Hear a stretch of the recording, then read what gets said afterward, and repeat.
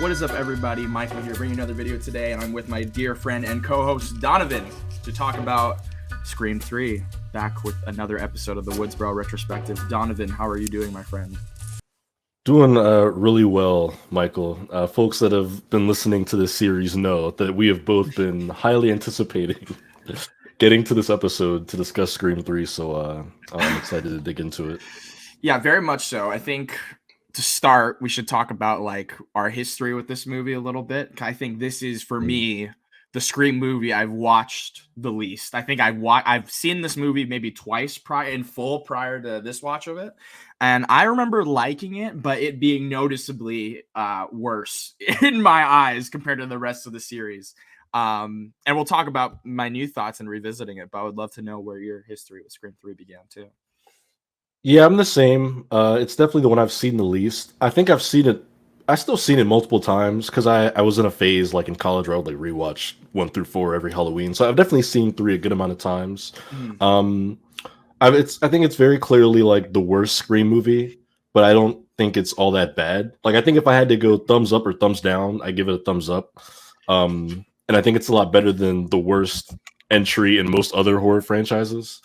But By a large margin, yes, for yeah, sure. it is a trip of a movie, man. It's a ride. I can see why it turns so many people off, but I think that if you go into it just knowing what kind of circus you're walking into, it is actually really enjoyable, and I laughed quite a bit rewatching it for this episode. Yeah, this honestly might be like the most. I don't think it's the funniest per se, but this is like the most I've laughed during like the duration of this podcast, like watching these movies. There's some zingers in here, dude. There's some golden lines Oh and yeah, some like hilarious, like just like falls and punches to the face. I think this movie has a oh record my for like god, most punches or slaps within a short period of it's time, but man. honestly it made me think of Scary Movie. I think I might have said Scary Movie out loud to myself, like watching this, and honestly. Understandable. I know that Scary Movie like parodies Scream, but a Mhm. lot of it is like parallel Scream 3, and they came out the same year, 2000.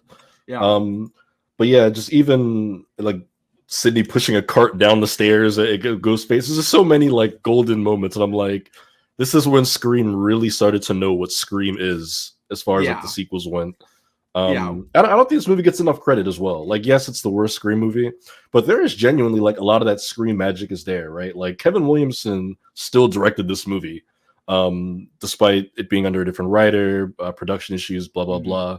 Like there are moments where I'm like, this is like Scream, like pure unfiltered. Now maybe there's less of those moments than in 1, 2, 4, and 5, but they're definitely Mhm. there. And I don't think it's worth writing off completely. Yeah, I feel the same. I think that there are a lot of like really effective moments that we'll get more into as we go along. I love the intro of this movie. I love Jenny McCarthy's whole like chase and death scene. I feel like that whole sequence is so Yeah. good. Yeah, I think it for sure still to this day is a trashed upon movie. And now in Mhm. rewatching it, wrongfully so, because as you said, in comparison to other horror franchises that have made sequel upon sequel, or even just comparing third films in horror franchises to other third films, this is leagues and miles above the majority of the Yeah. ones that I've seen, at least. Yeah, Scream 3. It's a kick-ass movie, and I still think it's dope, and it still deserves love despite all the whackness within it. Yeah. And I think before even talking about like what happens in the movie, I think Mhm. it's always interesting to talk about what didn't happen or almost happened, because as we've mentioned Most in the last definitely. episodes, the Scream franchise is just like riddled with like production issues, delays, rewrites, script leaks, casting issues. Um, which is why it's so remarkable that like the movies always come out at least decent. And Scream True. 3 might have been like the most bonkers behind the scenes story ever. I've pulled like 4 long ass quotes for this. So Oh, let's do as, it, as dude. folks as folks may know, or maybe they don't, Scream 3, of course, written by Aaron Kruger, not Kevin Williamson, who did 1 and 2. Mhm. Though, because as we should mention, Kevin Williamson was like a hot commodity late 90s, early 2000s, thanks to Scream. Ironically, he didn't have the time to do Scream 3. He was doing other projects, but he did provide a treatment, which is just like a 10-page, like, here's like an outline of what the story would be, beginning, middle, end, blah, blah, blah. And his original story, I don't know why, I couldn't find why they scrapped it, but they did. They did not go with it at all. But here's a Mhm. quote from Kevin Williamson, a Bloody Disgusting interview back in 2013. He said, "In my original story for Scream 3, the killers were basically a fan club of Woodsboro kids that had formed because of Stab 1 and 2. He said they were all doing the killings, and the big surprise of the movie was when Sidney walked into the house after Ghostface had killed everyone. They all rose up. None of them were actually dead, and they'd planned the whole thing. And it was supposed to be like an homage to April Fool's Day, which is a very old slasher with a similar twist. Um, and then even more, to add a layer on top of that, Matthew Lillard was originally supposed to come back as Stu, and he was Yeah. going to be the one orchestrating this group of like fake murderous teenagers. This is a Matthew Lillard interview from Vulture earlier this year, right before 5 came Oh out. He wow. said, "I was supposed to do Scream 3. I got paid for 3, not really well, but I did end up getting paid for something I didn't do because the idea was that I'd be running high school killers from jail." And then the That reason quote is amazing. yeah, the reason that they actually axed this, he actually talked about way back many years ago on the Bob Benedict podcast. He said, from jail, I was kind of masterminding this attack against Sydney. And so 3 weeks before we were supposed to start shooting, Columbine happened and they changed everything. He Yeah. said they kind of took one script and threw it to the side. They brought me out and I never did the third one, or they bought me out and I never did the third one. So I know I said at the top, I don't know why they didn't go with it, but this is why. Yeah, Scream 3 came out in 2000. The Columbine school shooting happened in 99. Mm. It had a profound impact on entertainment culture at the time because that was one of the big scapegoats was horror movies, violence in media was like a big talking point. And it affected Scream 3 among many other horror movies that came out around that time. And that's probably why they went away from that original plot. But pretty wild that that was like a thing that they were going Yeah. to do. That Kevin Williamson was like, yeah, let's bring back Stu. Let's have this. I mean, I'd watch that movie, but that would have been bonkers.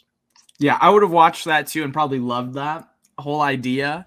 Obviously, if the reasons you just mentioned, Columbine happening the year before, it's very clear why they did not take that approach.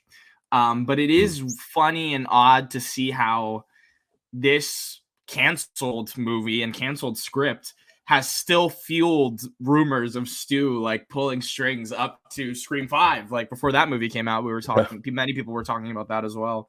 And it's yeah, it's just weird to see that there is always the remnants of these canceled Scream scripts within the next, whether it's predictions or theories or the actual next movie, them incorporating it in some way. And then even in this movie, they reference rewrites, they reference violence in media. And it is Yeah, very on the nose, but we talked about right before we started, so much of this movie is like so uh, ahead of its time. You can argue how effective a lot of the approach is, but I feel like they were very, very, which is also another huge thing for Scream, just always ahead of the ball and ahead of the next thing and very in touch with societal issues at that time. So it's very interesting. yeah, 100%. And you're right; they do love like bringing ideas back, or at least the fans like bringing old canceled ideas back. But I think Yep. Williamson even said like 4 was kind of inspired by that alternate 3 storyline, just because like those Mhm. kids that were doing these fake attacks, they wanted fame, and seeking fame is like a big theme in Scream 4. We'll get into that next episode. But yeah, just more evidence of them taking the remnants of scrapped scripts and bringing them back. Yeah. And I think we also talked about Aaron Kruger not getting, and we'll talk about this more in the next episode as well, but just him not getting a fair shot per se at this, because as you said, he was working basically rewriting like this entire movie with limited time. And he was very gung ho and excited to work with Wes Craven despite the circumstances. And I do feel bad. I do feel really bad. And it's very clear to see that he had a different approach to the humor in this movie than Kevin Williamson per se. And that you could also argue the effectiveness of, but I do really appreciate how well he nailed a lot of the Ghostface stuff. Even like the voice changer stuff, it played a Oh little bit boy. better for me this time around. Not the concept of it, but the execution. I think there are a lot of very interesting, fun scenes and little cool set pieces that use the voice changer in interesting ways. So I do want to give him, one, the benefit of the doubt that this isn't entirely his fault, the mistakes in this movie and the retconning and everything. And two, that I do think he did a good job for the most part in respecting the series as best as he could. Yeah, 100%. I'm right there with you. He did. It's not like the best Scream script, certainly, but it's way better than I think it had any right being, with all the circumstances considered.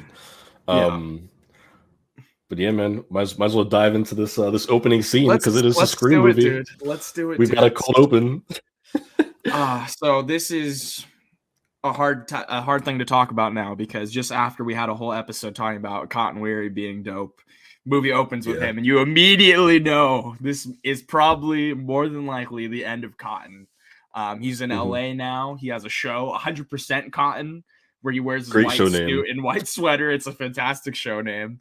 And he's living it big. He's getting scripts, trying to figure out what life is like out there. He's still a pretty moody dude, you could tell, despite being famous now. And I think Liev Schreiber does like a really good job with his limited screen time in this, both with his vocal performance, which we'll talk about in a sec, and just his actual acting. I think he's always been good, but it was fantastic to see him in this movie. I wish he was in it more, because I feel like he was putting in maybe his best Scream work in like the little time he was in this movie.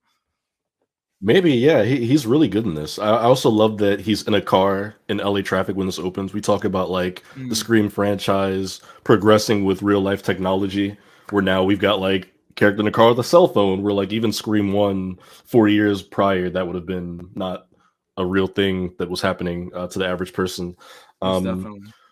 Which I thought was cool. Obviously you get that call and it's the third movie I think everyone's expecting what voice you're going to hear on the other side. Yeah. And it's not. It's a woman's voice. It's a viewer of the show that's calling. They're posing as a fan of his, and it's like, something's wrong, but you don't know what.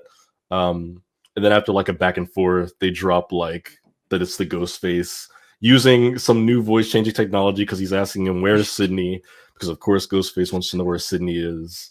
Yeah. And man, the voice change is like, I think it's one of the like biggest points of criticism of this movie. Like when people point to like, oh, Scream 3 is dumb, and I get it, but I'm a voice changer defender. I really am, because I think yes, it makes nobody had that tech in 2000. They barely have it today in 2022, but it's like it's actually genuinely creepy because it's like.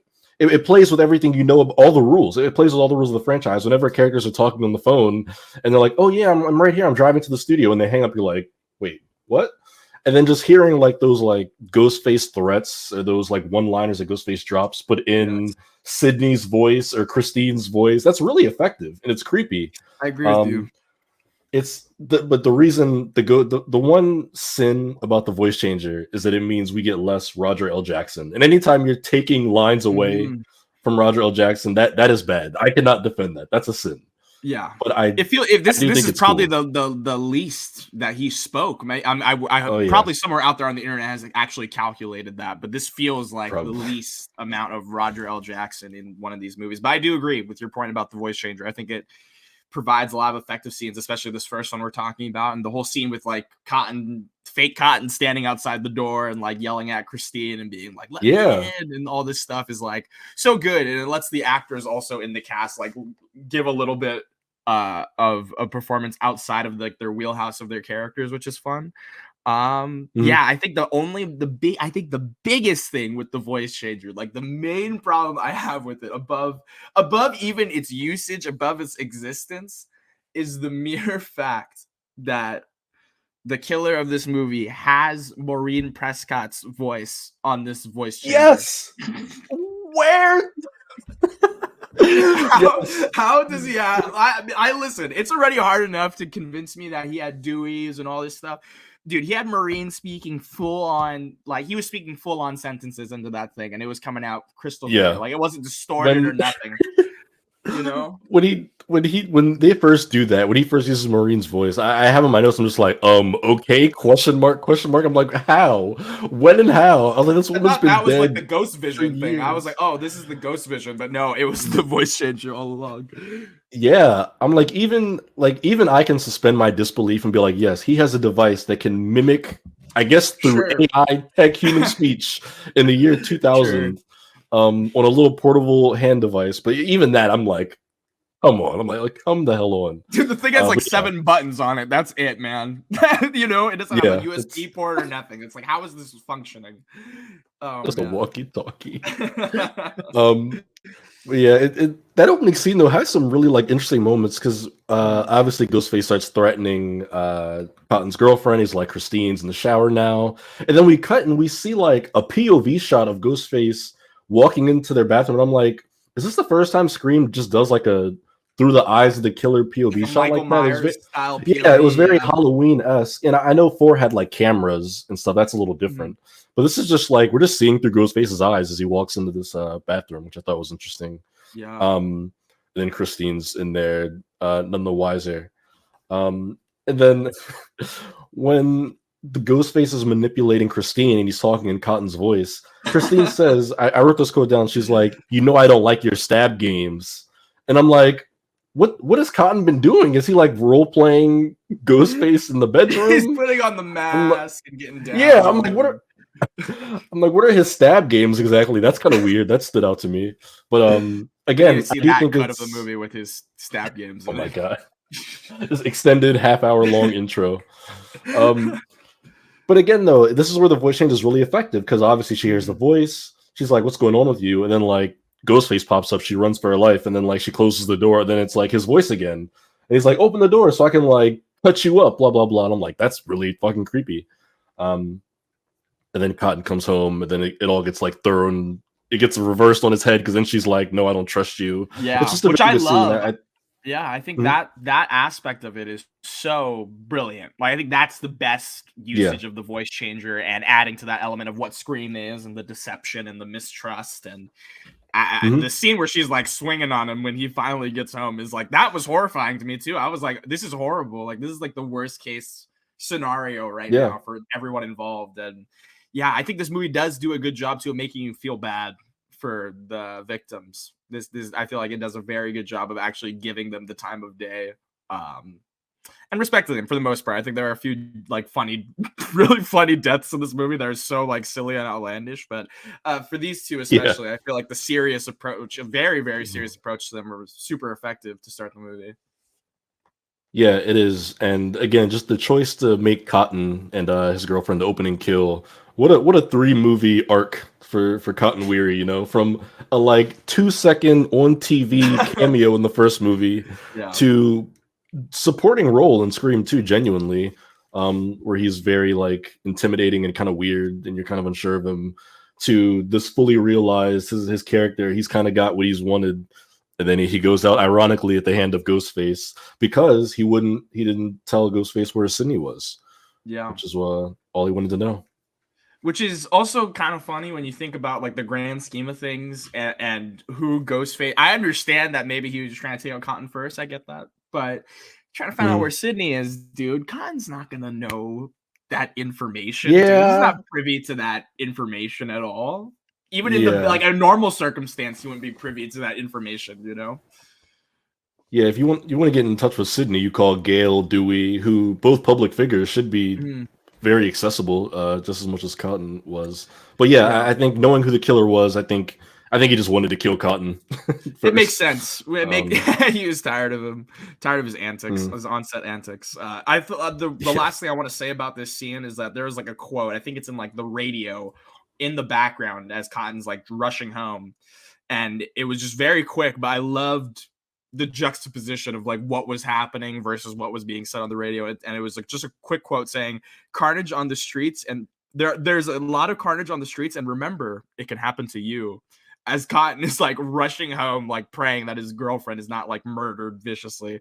Always Scream with the little funny, you know, attempts at humor throughout that keep it light. But yeah, next scene we get to see Sydney like right off the rip, and she's like a crisis hotline call center employee. Man, can I just say, like, as a character moment, and I'm gonna give credit to Aaron Kruger for this. I don't know if somebody else dropped this tidbit in, but I think it's such a cool just story idea that Sydney volunteers for a women's crisis hotline under a pseudonym because she says her name is Laura.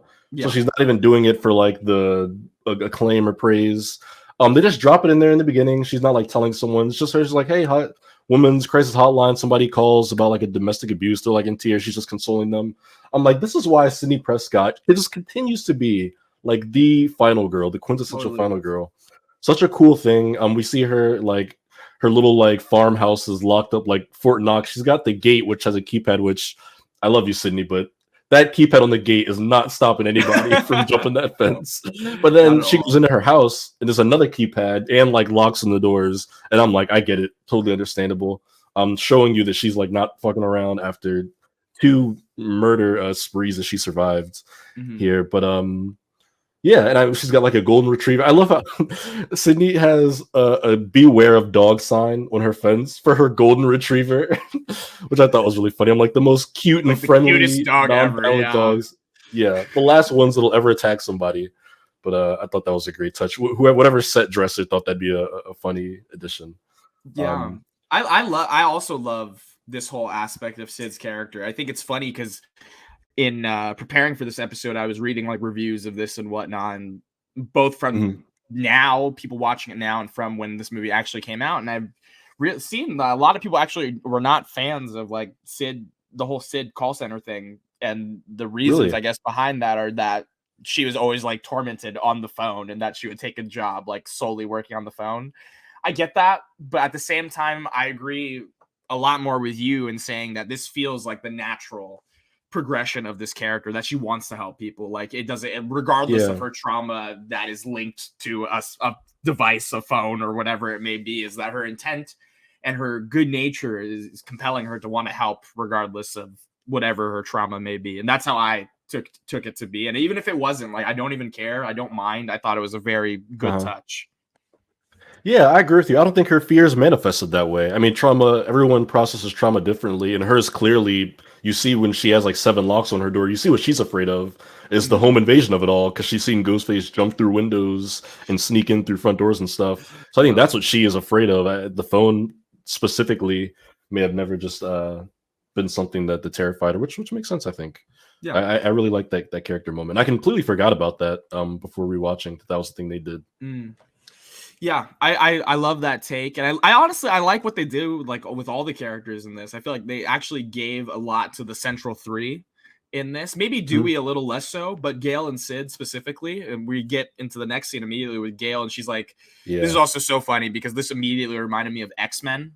The intro of X-Men when like Jean and press like giving like that press conference, and then she has the conversation in the hallway. I was like, this is a very early 2000s way of getting people to meet and to talk. But she's holding a press conference and people are being a little contentious with her and saying, you know, you're the one profiting off of people's murders and you've also killed people and whatnot. And it's interesting. There's like a moment of reflection you see when Gail like doesn't reply to what that dude says, and you're kind of just like seeing her analyze and process her own history and backstory leading up to this moment.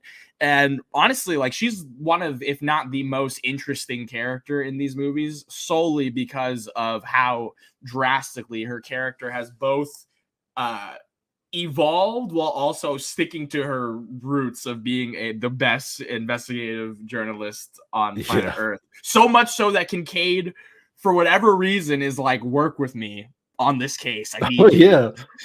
Yeah, seriously. I mean, I've, again, as someone who studied journalism in school, I've praised in every episode Gail's investigative journalist traits. And even in this one where she says it's like a habit where she just like turns her recorder on and puts it in her purse when she leaves the house. I'm like, that is just okay. I mean, look at she, like, she's out there. She's on it. She does not drop the ball. She's always on the job. I respect it.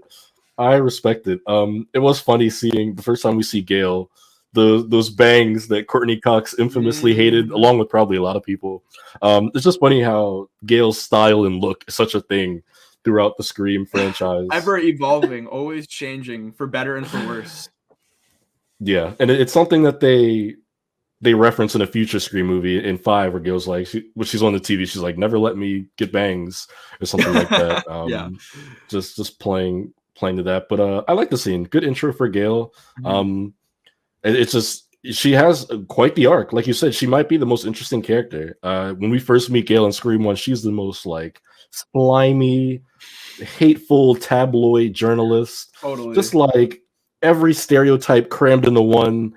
And even by now, she's a very likable character. She still does a lot of that shitty stuff we hear and see in this movie, but she is very much in her not redemption arc, but just like becoming a good person arc. Yeah.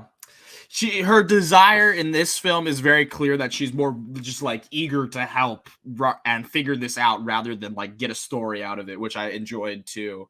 And yeah, the little like scene that after she has the press conference, she meets with Patrick Dempsey, the introduction of Patrick Dempsey into the series, Mark Kincaid, who later is Sid's husband in Scream 5, or he's referenced at least to be her husband.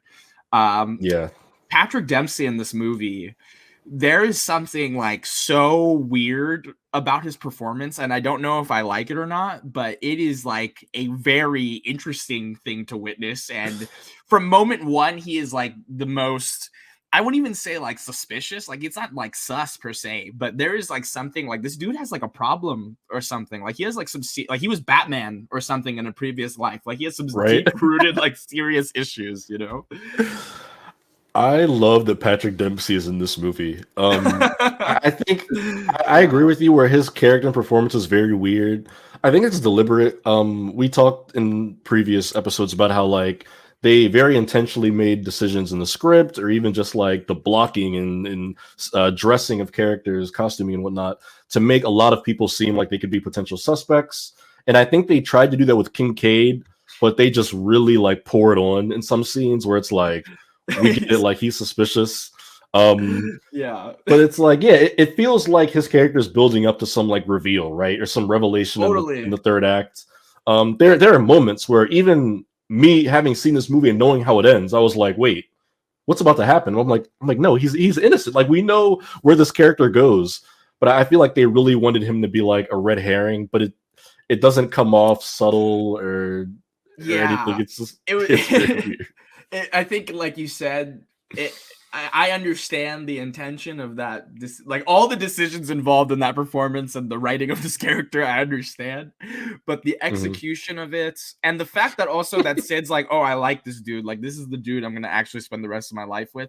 This is the only time we've ever seen Mark. Mark could be completely normal, but from what I know about Mark, this dude is like so creepy and weird and like surprisingly like helpful at times, while also being completely inept at being a police officer. And it's like, this dude Mark, like, welcome to the party, I guess. You know, it's great to see you here. Another weird zany character in the pantheon of the Scream series. I really want to see him in Scream again. I would love to see Kincaid pop up in a cameo somewhere down the road.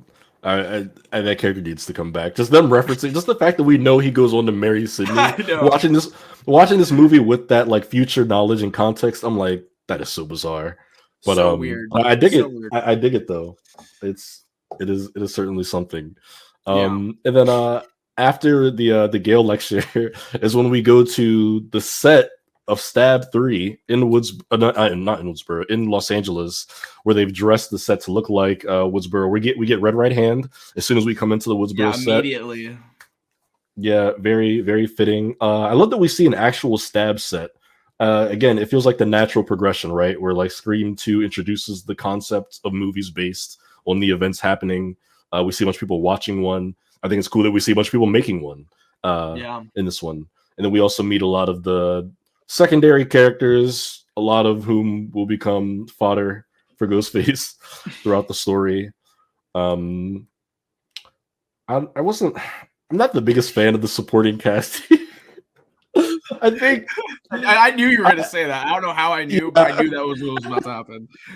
But that scene where they're like all sitting on the step talking, I'm like, I don't think any of these people are likable. Except I really do like Parker Posey as Jennifer Jolie, who's playing Gale. She's great.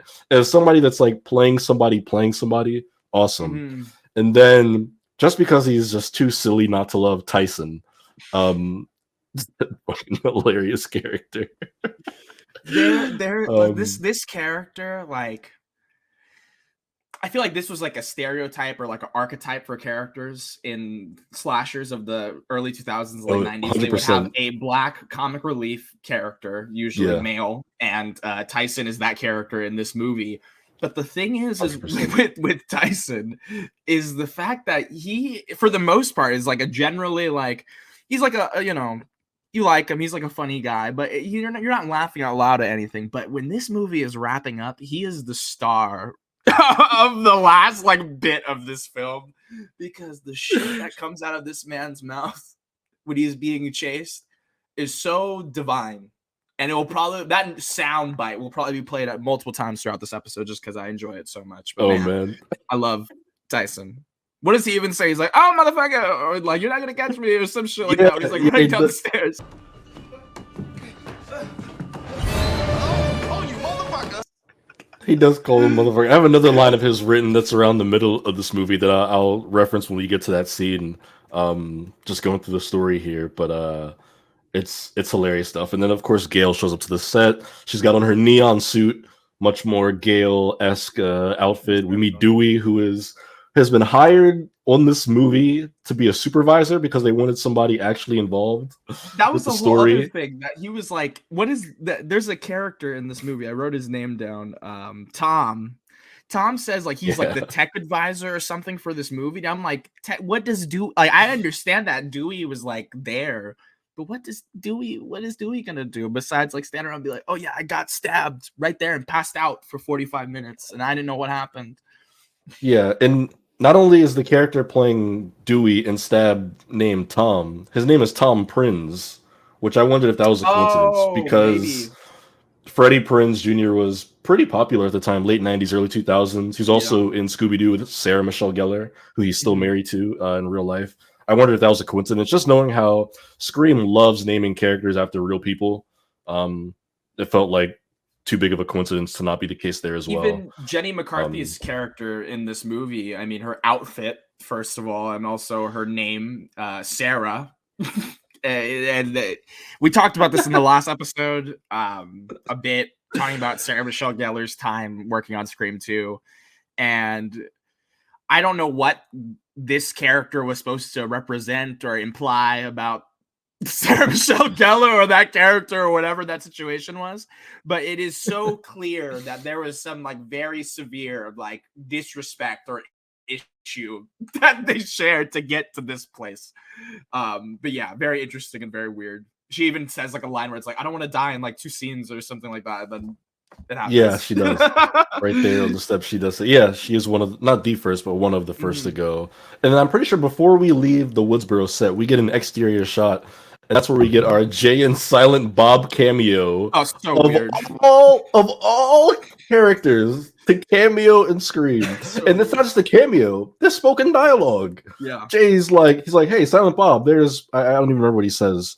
But yeah, they're like touring the movie studios. They have a whole scene, bro. They have a scene in the movie. Literally. And I believe there's more cameos in that like tourist group. I think Wes Craven's in there. I think there's a couple like producers and stuff like that are walking with that tourist group. I might need to verify that, but it's not just Jay and Silent Bob in that group that you see like touring the studio. But yeah, Kevin Smith in Scream 3, which not even there's a better cameo in this movie we'll get to very soon. True. Yeah. There's a cameo in this movie that actually makes the scene for me. This is a very weird one.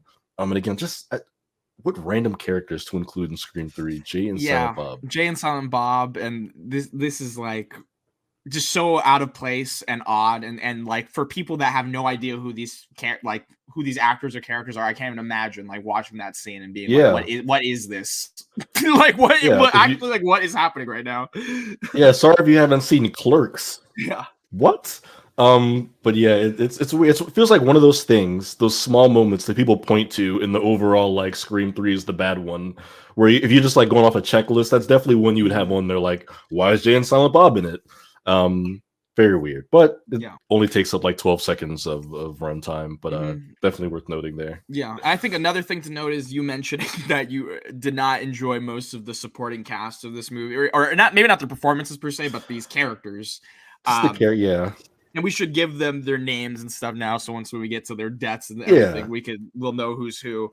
You got Tom, who you said already was playing Dewey, Angelina, who is playing Sid, and I really thought at the beginning the potential for that character to be so much more interesting was there, and we could talk about that more as we go on here. But she basically, it's implied initially that she won a contest, like a Star Search, to get this role, and that she wasn't an actress before. That ties into a lot of the other themes and topics that come up later in this movie. We already mentioned Tyson, and then we have Roman, who is the director of this stab film, Yes. and John Lest we Milton, forget. who is the producer or owner of this production company. I think both. I think he owns the company. I think he's also like producing the movie. Yeah. But yeah, that is our film supporting cast, our Stab 3 cast and crew. Yeah. Our roster before we get to Patrick Warburton in a few minutes here. That's another, yeah. So good. It's absolutely great. But before we get to a lot of the more Stab 3 stuff, we briefly go back to Sydney's house because her dad's back in this movie, which I thought that was so weird. That was so weird, dude. I completely forgot that they bring back, I wrote his name down, Lawrence Hecht to play her dad. He wasn't in Scream 2 at all. He doesn't show up, no cameo. I'm like, okay, I love continuity and connectivity in movies, but I forgot that Sydney's dad is in a movie other than Scream 1. He's straight up like in her kitchen chatting with her about just the killer being back. I think at this point she saw the news story that Cotton's dead. About Cotton. Yeah. Bizarre. And then even more bizarre, she goes to sleep and has an Evil Dead nightmare dream sequence of like her mom. I think this is another one of those things within this movie that people also put on that checklist about Sydney's ghost mom. It is a really weird choice, especially after not at all being a part of Scream 2. It's very odd to see it suddenly appear in Scream 3, like in full form. But it is creepy. I think it is a little creepy and effective. I think the actress that plays Maureen Prescott does a good job in those scenes. But I think it does teeter on that fine line of creepiness and silliness constantly. Yeah, it does for sure. I think a big thing with the Scream franchise, it's such a series of tropes, and I don't say that as an insult because I love those tropes, but it's so like set in its ways that whenever they do something weird out of the box like that, it feels extra weird. Like by the third movie, you know, like what Scream does, where you got your murder mystery, your two killers, phone calls and stuff, but it's like ghost apparitions of like deceased parents is like not on that list. So yeah, when she goes to sleep and you see like the spirit of her mom outside and the winds like rattling through the trees, feels like a different movie. But it's in there. It's one of those many Scream 3 isms. It's in there, yeah. Yeah, I guess it's kind of establishing Sydney's trauma and how she's processing everything that's happening here. But yeah, this is like a 5-minute scene that we get before we go back to Los Angeles. Just keeping up with Sydney, not forgetting that she's still around here. Yeah. And that happens a lot throughout this movie. I think that's another thing where it's like Sid's in this entire movie. Like it's not a Scream 5 situation where she only has a few scenes at the beginning and the end and that's it. She's in this whole movie. It just feels like she's in a completely different movie for a large portion of this one movie. But I do like that they brought her dad back. Like you said, the continuity of that, especially such like a small supporting character, is nice to see. Yeah. And like you said, the ghost mom stuff, it does exist. It is present in this movie, and it does lead to like a couple cool scares later on. But you know, take it or leave it on Maureen Prescott's ghost, honestly. And then I believe once we go back to Los Angeles, we're on that Woodsboro set. This is when Sarah Darling returns to set. She goes back alone. She pulls up her license plates like Darling 1 or something like cliche and self-obsessed like that. And she goes on the set and like she sees a couple other, I think Tyson's in there, some other folks. Like a makeup artist in there, or something like that. Yeah, they're like screwing around and then they leave. Then she's like alone in the studio. And I think at that point you're like, well, here we go. Yeah, totally. And this is probably one of the best death scenes or just build-ups to a death scene in this movie, I think, honestly. Yes, I agree with that notion entirely. Yeah, she gets the call from Roman. They decide to like go over lines in the script because obviously they're rehearsing for Stab 3. And they're going back and forth. And she's she has a line in here where she complains about like dying in the shower scene, and she says the shower thing's been done already. Hello, Vertigo. Which I know, keeping up the bad improper movie references going in these movies. Yeah, but she makes the wrong movie reference because she means Psycho, the other Hitchcock film. Which again, a great script moment. That is a very smart like conscious moment because obviously this character would get mix those two up because she doesn't know as much as she Yeah. likes to say she does. It also continues that trend from Scream 2 where Randy mixes up the Terminator 2 quote or whatever, or the Aliens quote, where it's like, get away from her, you bitch, or whatever. He screws that line up. So yeah, I thought that was great when she's like, hello, Vertigo. Because I had to look it up. I was like, it's not a shower scene in Vertigo. Yeah, dude. I had to double check my mind, but yeah, no. I also love that, and it's a bit of like irony that we don't have until you've already seen the movie. It's kind of with the context of a rewatch that she's going over these lines with Roman, and then he slowly starts to like go off script and say like weird, creepy shit to her. Yeah. And throughout the movie, you would assume that's Ghostface using the voice changer, but it's like it's not. It's just him talking. It's very Roman. Yeah, I think that knowing what we was know. one of the most surprising moments of this rewatch was how good that scene holds up. Like watching it back, knowing who the killer is, and yeah, it is Roman, obviously, but the way that like you said, he's saying the lines, and all of a sudden he starts saying something completely off script. And he's like, "There's been a rewrite," and that's when they reference the many rewrites that this movie endured. Followed by just going full like Ghostface immediately, and it's like, whoa, you don't know the first time you're watching it. I would not for a second.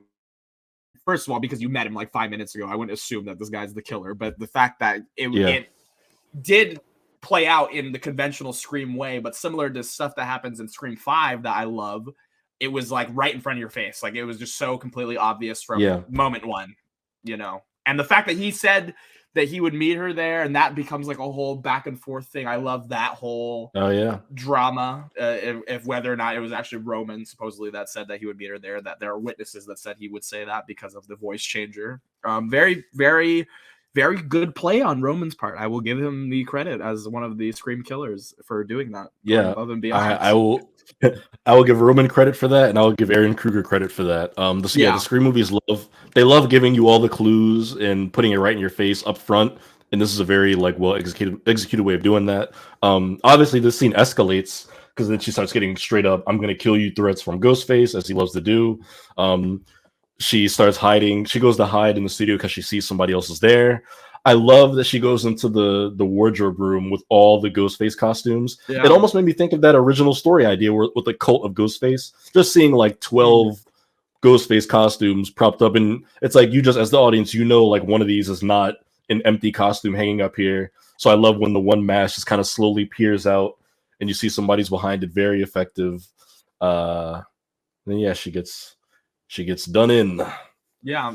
Not only does she get stabbed, like she gets thrown through a door, but before that, she gets like punched in the face. This is the first of many punches in this movie where I had to take a note of it because it was so insane. He just full on like gives her like a haymaker, and she just like dies like in that moment. She was already done, you know, and she gets stabbed. She's gone. Sarah's gone from this movie, and now everybody's a suspect. We're back to the normal Scream fare where it's like, okay, this is connected to the movie that we're making now. The Kincaid's partner earlier on in this movie has a line that is so funny to me about Cotton's death and if it's related to the movies. And he just simply and plainly goes, he was making a movie called Stabbed. He was stabbed, and that's it. Like he doesn't go on to try and explain it further. And that character going into this next scene when they start investigating Sarah's death, and Roman's like, "What am I gonna do about my movie?" And he's like, "Oh, this is the scene where you come to the station with me." Oh, it's just like there's so many like weird, funny lines from this dude in this movie, and Kate's partner deserves a shout out too. Yeah, it's funny. Instead of like good cop, bad cop, it's like creepy cop, and then just doesn't give a shit cop. It's just Kincaid and his partner. Yeah, his partner is really funny in this one. But yeah, they're investigating this. I believe we were at the I think is it Jen? Whose house is it? The one in Hollywood. I think it's Angelina, the one that has Stone, the security guard, played by Patrick Warburton, watching over or protecting. Jennifer's bodyguard, Stone. Yeah, Jennifer's bodyguard. Which anytime that dude speaks, man, I always hear Joe from Family Guy and then Kronk from The Emperor's New Groove. In this movie, it's impossible not to too, because the way he says "dewdrop" is just so freaking Joe, dude. Like it's pure Joe, and obviously his voice is just like that. But it's just funny in this movie. Mhm. It's impossible not to see when he dies, Yeah. when he is talking, when he's doing anything. All you can think about is his other characters, and it's very funny to see him in this. I love him in this. I think Stone is a Yeah. very interesting, fun, weird character. When he swoops up Jennifer, when he's like giving her a hug, and she just like jumps into his arms. His face doesn't change at all when this is happening. Like he's just standing there, like completely straight faced, like ready to do this. Yeah, very weird character and weird character dynamics. Like Jennifer with everybody is like a very weird implied character dynamics between everybody that she's associated with that I thought was interesting for that kind of character too. Yeah, her and the dynamic with Gail, right? Where like obviously Jennifer's playing Gail in Stab, so she's acting like her, even a little bit offset sometimes, and like Gail realizing how annoying it is to deal with herself. I to think, be her. Yeah, yeah, to deal with. is is really funny. I think there's even a line, I forget where they are, but Jennifer's like, she's like, "Yeah, I'm playing Gale," and then Gale's like, "Yeah, I am Gale," or something like that. They just have a very funny banter throughout this movie, and some really good scenes. There's a kind of a running scene with them later on in the movie that I genuinely think is very good. Yeah. I think we get this is around when we get Ghostface using Maureen's voice to call Sydney, where she's doing the helpline again, and she gets a call, and it's her mother's voice, and it's like, "I think I've killed somebody," which at that point, that's actually really creepy. The So voice creepy, changer, yeah. Initially, because so creepy. in that moment, I didn't recognize that was Maureen's voice. I don't think anybody did because we don't know what We've she never sounds heard her like. before. Yeah, exactly. Yeah. So just hearing like this mysterious woman's voice, like, "Oh, I think I killed somebody," and she's like, "Oh, are you sure?" She's like, "Yeah, I'm sure." And then like you realize she's not crying at all. She's like deadpan serious. That makes the hairs on your like arm stand up. It's very well done. Yeah. And then it like drops into Ghostface. And then you realize that they were doing like Maureen's voice, which how does Ghostface have Maureen Prescott's voice? Maureen's voice. It's so silly, and it's the silliest part about it is that the audience doesn't even get it. If Scream 1 had like a scene with Maureen and Sydney talking, and her voice is something you would, literally anything, dude. If her voice is like a recognizable thing, then maybe that works a little better because then you're like, "Oh shit, what?" But not even that. Not even that. I'm glad that actress got some speaking lines after 3 movies of cameos. And like I said, like I think she does like a phenomenal job. Like I think she does a great job, especially with the voice. But it's just like such a weird choice for this third and at the time final. This was supposed to be the final Scream movie at the time. Very odd choice to take, and I feel like that's a thing. I guess we just both saw Halloween Ends not that long ago, and that seems to be like a running tradition for horror movie threequels or trilogies. Always something very zany and out there, not at all in line with what came before it. So thank you, Scream 3, for Ghost Marine once again. We love it. Yeah, seriously, shout out to you, Mr. Kruger. And then back at the house in Hollywood. There's so much to talk about when they're at this damn house in Hollywood. First of all, Dewey's still doing the limp. I love David Arquette's physical commitment to playing Dewey. Every movie, he doesn't care how silly or stupid it is. He could have easily dropped that limp in Scream 2, and nobody would have said shit to him. Nobody would have said a damn thing, but he is a professional. He is committed to that character. He will limp in every movie you put him in as Dewey. It's great.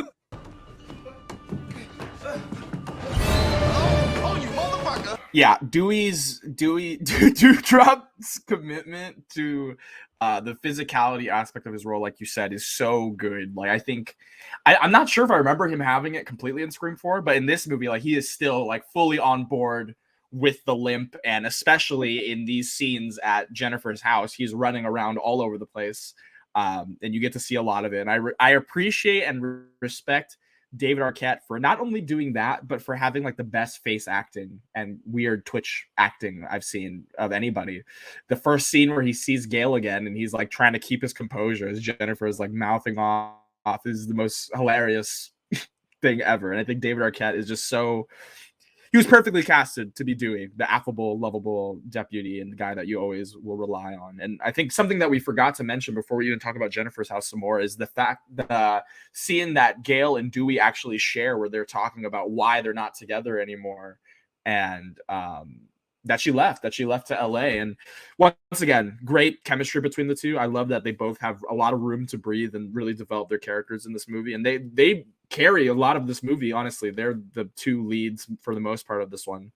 And I love that scene. I love how natural it feels. I think they were married at this point already, right? So this is like the first time we've in seen real them life. fully. Yeah, I believe David Arquette and Courtney Cox were married at this point because they got married in the 90s, like maybe 97, 98, which would have been right before this went into production. So yeah, and you could definitely tell they have that chemistry. They've had it since the first one. I think it's why they always write these characters together, because they're great together. And all their interactions in this movie do carry a lot of it. But yeah, this is the scene when we go back to the house in Hollywood is also when we start to piece together some of the mystery, or they start to get the clues, right? Because we get, I forget how they get the picture of Maureen Prescott.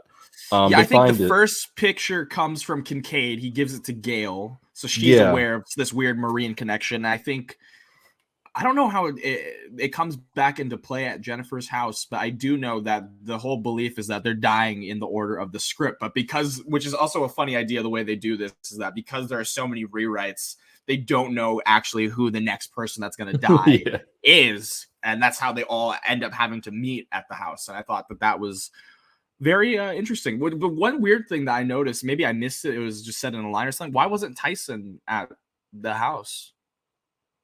Oh, I don't know. Or did he leave at some point? Or like, I don't know if they even say in the movie. That's a good point, actually. I imagine him being the kind of character is like, I'm not like hanging out for this stupid shit or whatever. I could definitely see him just being, I mean, like, I'm getting out of here.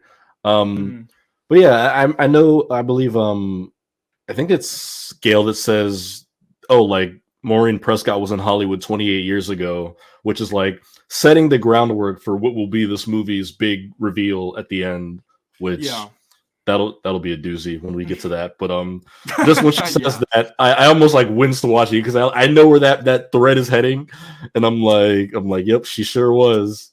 Yeah, and there are a lot of other stuff like along those same lines that I didn't remember that made me really wince when they came back up later, and I was like, what? Excuse me? Like that? What are you saying right now? So yeah, I can't wait to get into that bit more. But yeah, basically all they know at this point is that Maureen was not in Woodsboro for like 2 years or something, and that no one knows like really what she was doing or what she was up to or during that period of time right before she got together with Mr. Prescott, Neil, I believe his name is. And so that's kind of like the basis for the mystery alongside them trying to figure out the script. And I think the next death is Stone, sadly, Patrick Warburton, very quickly in his little trailer. In Dewey's trailer, which I did not pull up Scream 5 for reference at all. Same trailer, different trailer. Do we know? Oh, that's such a good point. Yeah, because he does live in a trailer. I totally forgot he had a trailer in this movie, actually. Yeah, I think the one in Scream 5 is more of like, I don't think it's like a mobile trailer like on wheels. I think it's almost like a mobile home though. Almost, I get what you're saying though. Yeah, maybe I need to watch it again. Yeah, that's interesting. But he loves his RVs and his mobile homes. Apparently. He likes his tight knit spaces. He's not a man that needs much. You know, he's a simple guy. Always has been. Yeah. But more voice changer tricks, and Ghostface does not spend too much time like joking around or messing around with Stone. Like he gives him a few lines, then he just like runs in the trailer behind and stabs him in the back, and they scrap for a little bit, but when the fight starts off with you getting stabbed in the back, it's not going to go well for you. Yeah, generally not good. And also really weird, I didn't remember this at all, is that Stone like completely throws shade at like Tatum dying for some reason, like out of nowhere. He's like, your sister is dead, dude, like I'm not going to take orders from you or something. It's what is going on, dude?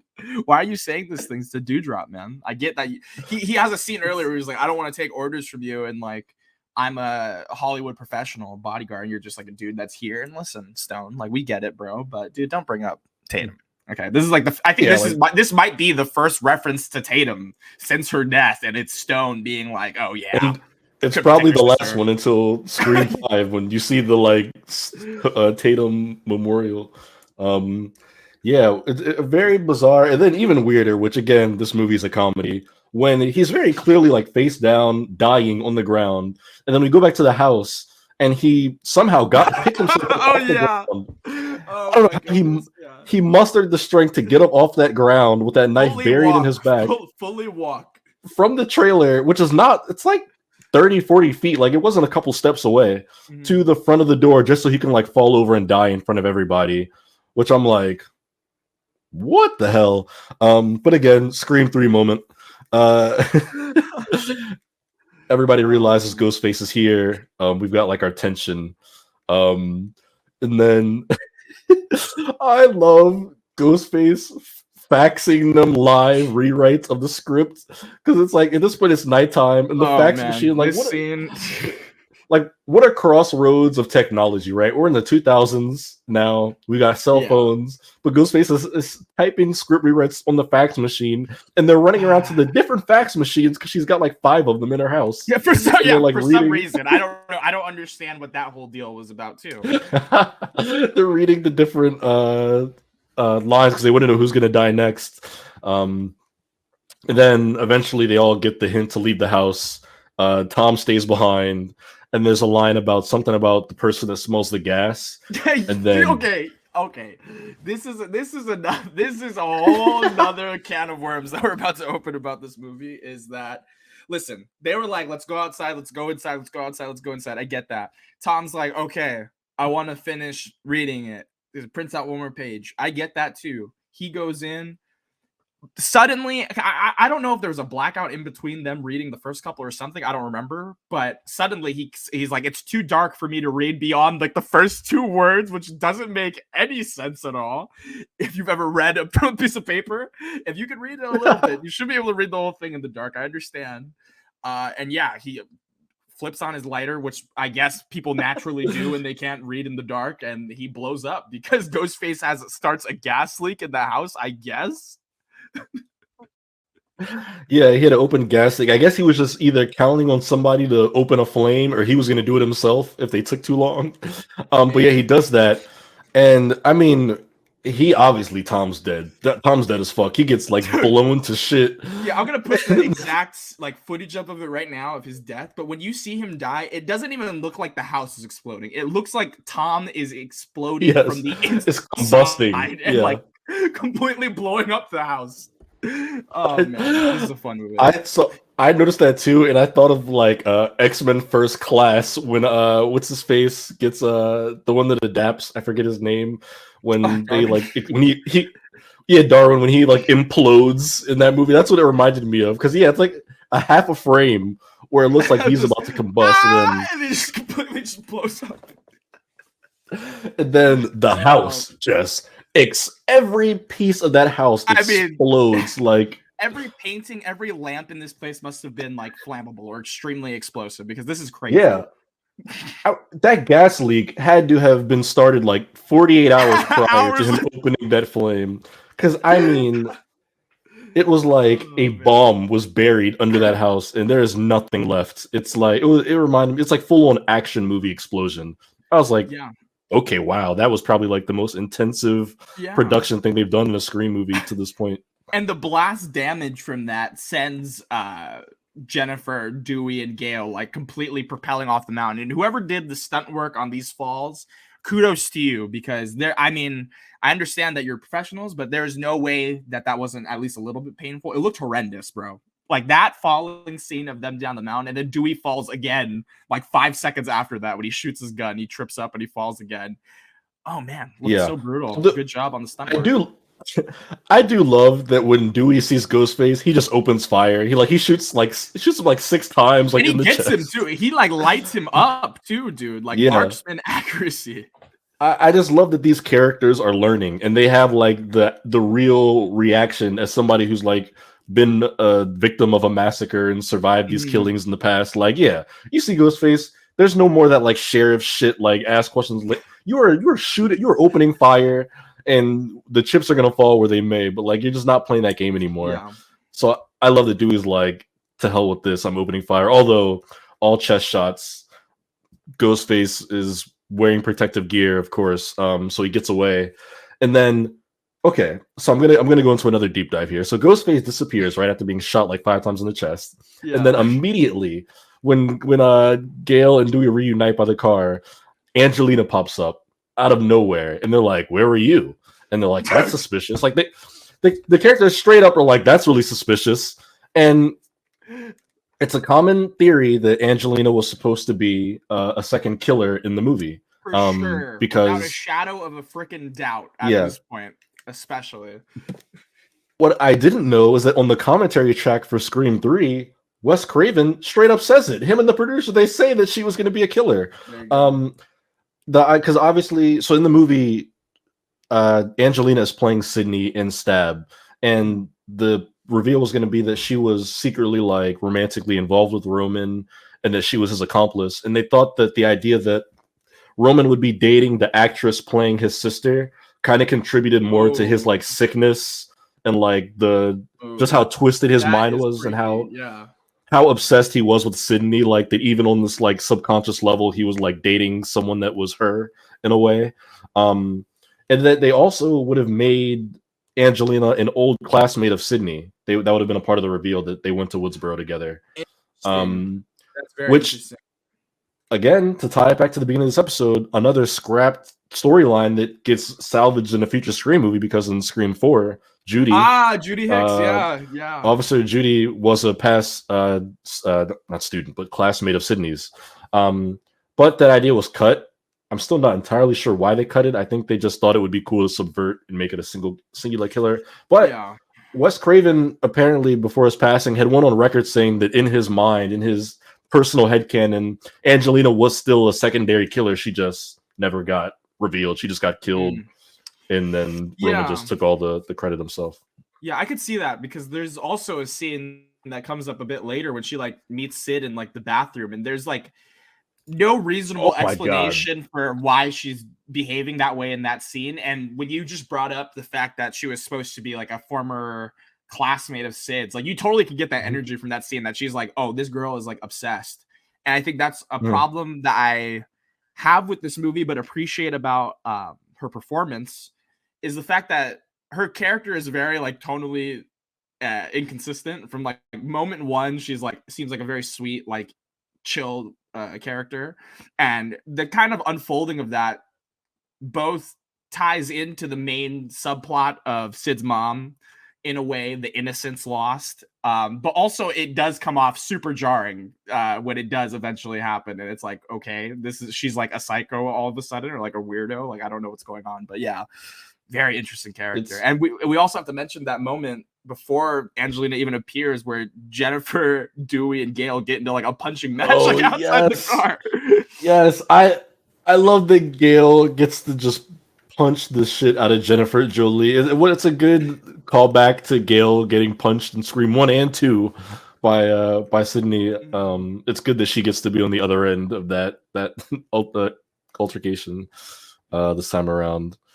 Yeah, and then Jennifer Jolie with maybe Parker Posey's best line in this movie. She's like, "My lawyer liked that."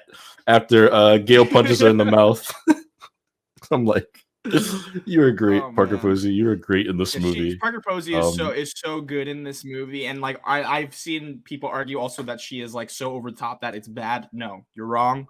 I'm sorry. no, it's Opinions are perfect. opinions and stuff, but that's a wrong opinion to have. She's so good in this movie, and it's hilarious. So I wouldn't have it any other Yeah. way, honestly. If she was played by someone else or a different level of that performance, I wouldn't enjoy it nearly as much. So I love the choices that she made here. It fits. It's perfect. I believe after this, we're back at the police station because now we have another dead member of the Stab cast, another Ghostface. Well, Mhm. two people are dead. One security guard, then Tom is dead as well. This is where Sydney finally is in Finally, LA. this is She's here. and it's into the movie. Yeah, we're like almost we're essentially at the halfway mark of this movie's runtime where she reunites with Gale and Dewey in Los Angeles. Great moment seeing those characters kind of reconvene. Also, Sydney meets Kincaid in person here. Her hubby, and then I almost wanted to cheer when I saw this. I mentioned it to you in our Scream 2 Oh, episode. Sydney mm, is wearing Derek's letters on there her you go. Yeah. necklace from Scream 2, the ones that he gives her prior to his murder in that movie. What just again a great character decision, one that was made by Nev Campbell. Apparently, that was her. That was like I think Oh, I like love Sydney that. would have like yeah, it's like Sydney would have like kept his letters and warned them. Just shows you how in tune she is with this character. A great touch. Something I'd watched this movie a bunch of times and never noticed that until I read about it like a few months ago, and I'm like, damn, that's so cool. So yeah, she's got the Keeping Greek up with the letters on her continuity is necklace. good, man. I'm glad that she Yeah, was able to do that. That's really, really good. And it's a detail that I yeah. also didn't notice until you brought it up to me as well. Mhm. It's easy to miss. They never like draw attention to it. They could have easily been like, "Oh, are you wearing Derek's necklace?" But it's so cool that she just has it on What do and those nobody says letters mean? anything. Yeah, yeah. Yeah, right. I love that they don't call attention to it, but it's just there because she like wants to keep Derek with him because he was a good guy. Like, dude, just Oh, picked Derek the was a wrong good dude, girlfriend. man. Derek was a good Yeah. dude. So we get more marine stuff. Now there's a picture of her with on the back it says "I killed her" like in Sharpie, and I'm like, oh, yep. I'm like, yeah. This is where it begins. I'm like, we're getting there. We're getting closer to that third act, baby. They talk about Rena Reynolds, I think. Oh no, this is before. No, this is before we get to Rena Reynolds. I think we meet Martha Meeks around here. Yeah, Martha Meeks comes up who- right after this. Who also they like the cops and Kincaid's partner like immediately like are about to like pull guns on her for walking out of a door. Yeah. And she's like, I love her response to it. It's not like saying like, "What are you doing around innocent?" She's like, "I'm 17." That's what she says. Yeah, like, I'm 17. Yeah, I love Martha Meeks. It's a really shoehorned, weird way to get Jamie Kennedy back as Randy in this movie, and I hate that, honestly. Like, to me, this is one of the weakest scenes in this movie, despite me loving Randy so much and loving Jamie Kennedy's performance. It just feels so out of place. It's so unnecessary and so on the nose too for what happens for the rest of this movie, where he explains the rules. But I would really, because we've never talked about this, I would love to know your thoughts on the Randy post death VHS. I love that Randy had a sister. I love Heather Matarazzo as that character in that small role. We'll talk about it in the episode for 5, but I love that she comes back and is like an important character to the Scream timeline in present day. But I'm with you. It's such a weird scene. And I love the meta aspect of Scream, and they managed to do it so well in all these movies. This is the one scene where I'm like, it was just too like much for your own good. Where because he's doing the tape and he's talking about trilogies, right? Because Randy always has his like spiel monologue about the rules of the movie. He does it in the original, he does it for the sequel. He's dead now, so they say he made a tape. I can buy that Randy had a tape. I can buy that too. I could honestly buy that too. To that level, I can buy it too. I think it's when he starts talking back and forth to Dewey, who's watching the tape, that I'm just like, I was like, I almost wanted to fast forward. I was like, that's so bad. I was like, it's so bad. Really, he's like, really bad, dude. Really bad. Because he talks about hooking up with one of like his coworkers at the video store, and I forget her name, but Dewey says it, and he's like, "Yeah, shut up."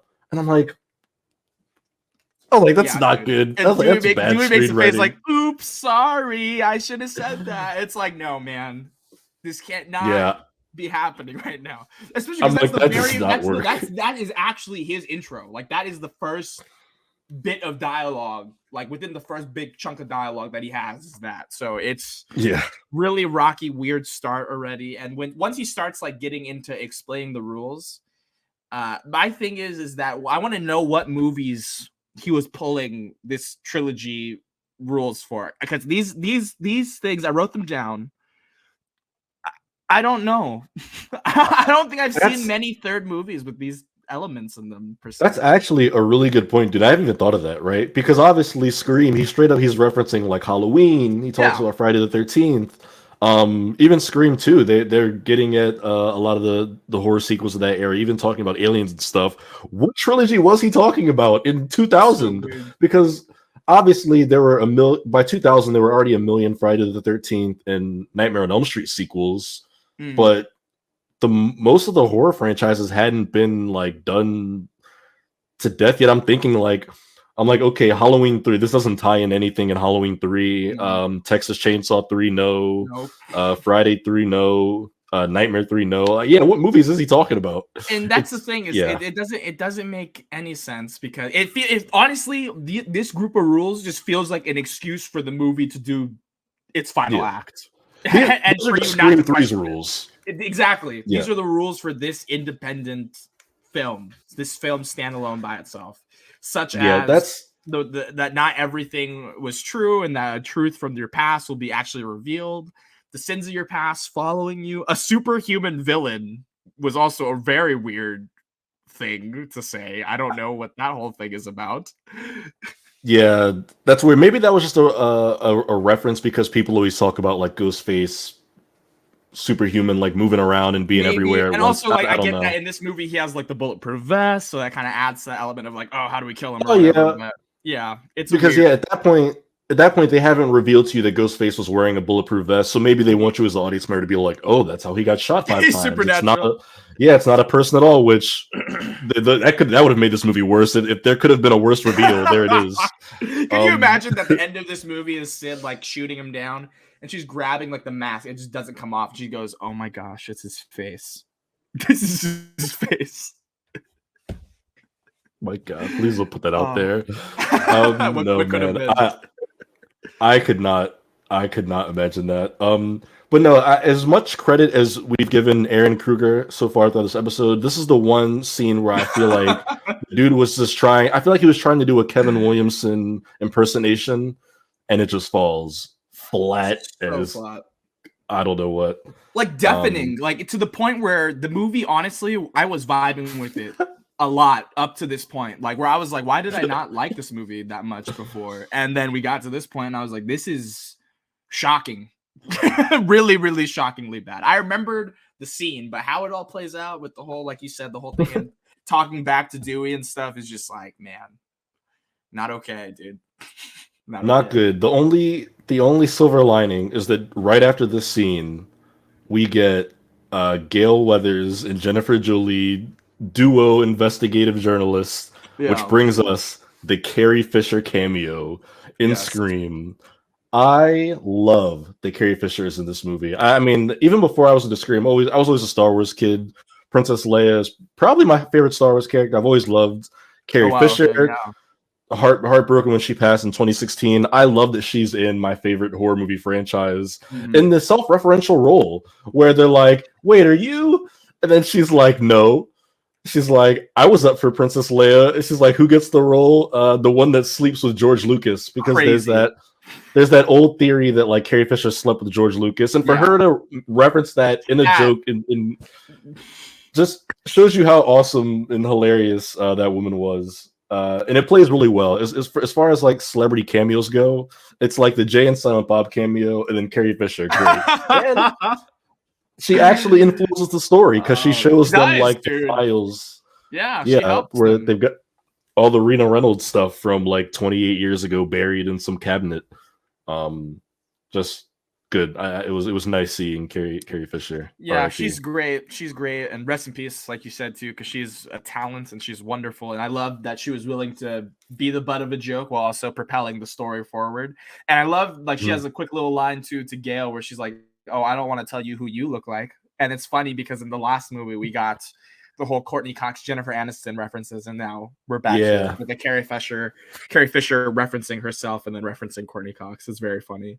But yeah, yeah. the whole Rena Reynolds thing, that's where this whole like plot starts to finally like untwist itself a little bit, and you realize, oh, Rena Reynolds is Maureen. And I think right after that, they go to John Milton's office and like try to confront him. And then this is now where we have to talk about some like this movie's crazy, weird approach to a very serious topic. Yeah, Um, and but before one last funny note before we get to the serious topic, but I yeah. think it's we see we still have to get to before we go to Milton's office. Actually, we have the scene where Sydney goes to the set, right? You're I right. think that's Sorry, you're actually totally right. You're totally right. no, And no. the Angelina in the restroom scene where she drops all the props all over the place That's too. see, that's what I was gonna say. Because when the police come to investigate that, Tyson has this funny ass line where Yeah. he's standing next to Angelina when they're interviewing her about like why does she have the ghost face mask, and there's like a silent beat, and then he's like, "Don't look at me, I didn't take shit." It's just so good. Where he's like, "I'm not fucking involved with I don't this." know nothing about this. Yeah. Oh man. Yeah, but I do think though, having Sydney walk out onto that set and seeing like her house recreated for a Oh, movie it's is so actually cool. very like very cool, very surreal because they recreate it to a T. Even Stu's house as well is replicated Even the on that set. doors, bro. The doors in The Sydney's house. again, I love the attention to detail where she realizes like, oh wait, I could do the door trick, and she Yeah. does it, and So she's like good. so safe, and then Ghostface like jumps through the window. Um, which again, I love the scene. It's like a callback done right, where yes, it's like obviously showing all the love and doing the first movie over again for 5 minutes, but it's in a way like that fits within the construct of this movie, and it actually makes sense, and it's Yeah. interesting. Um, of course, she survives the Ghostface attack, as Sidney Prescott is known to do. We get that scene with the police. Um, and then yes, we go to Milton's office, who by the way has a great view of downtown Los Angeles. Oh, I it's had to beautiful. note It's watching absolutely beautiful. watching when they walk in, I'm like, it's a beautiful view. But Yeah. the scene, man. How do we even? Okay.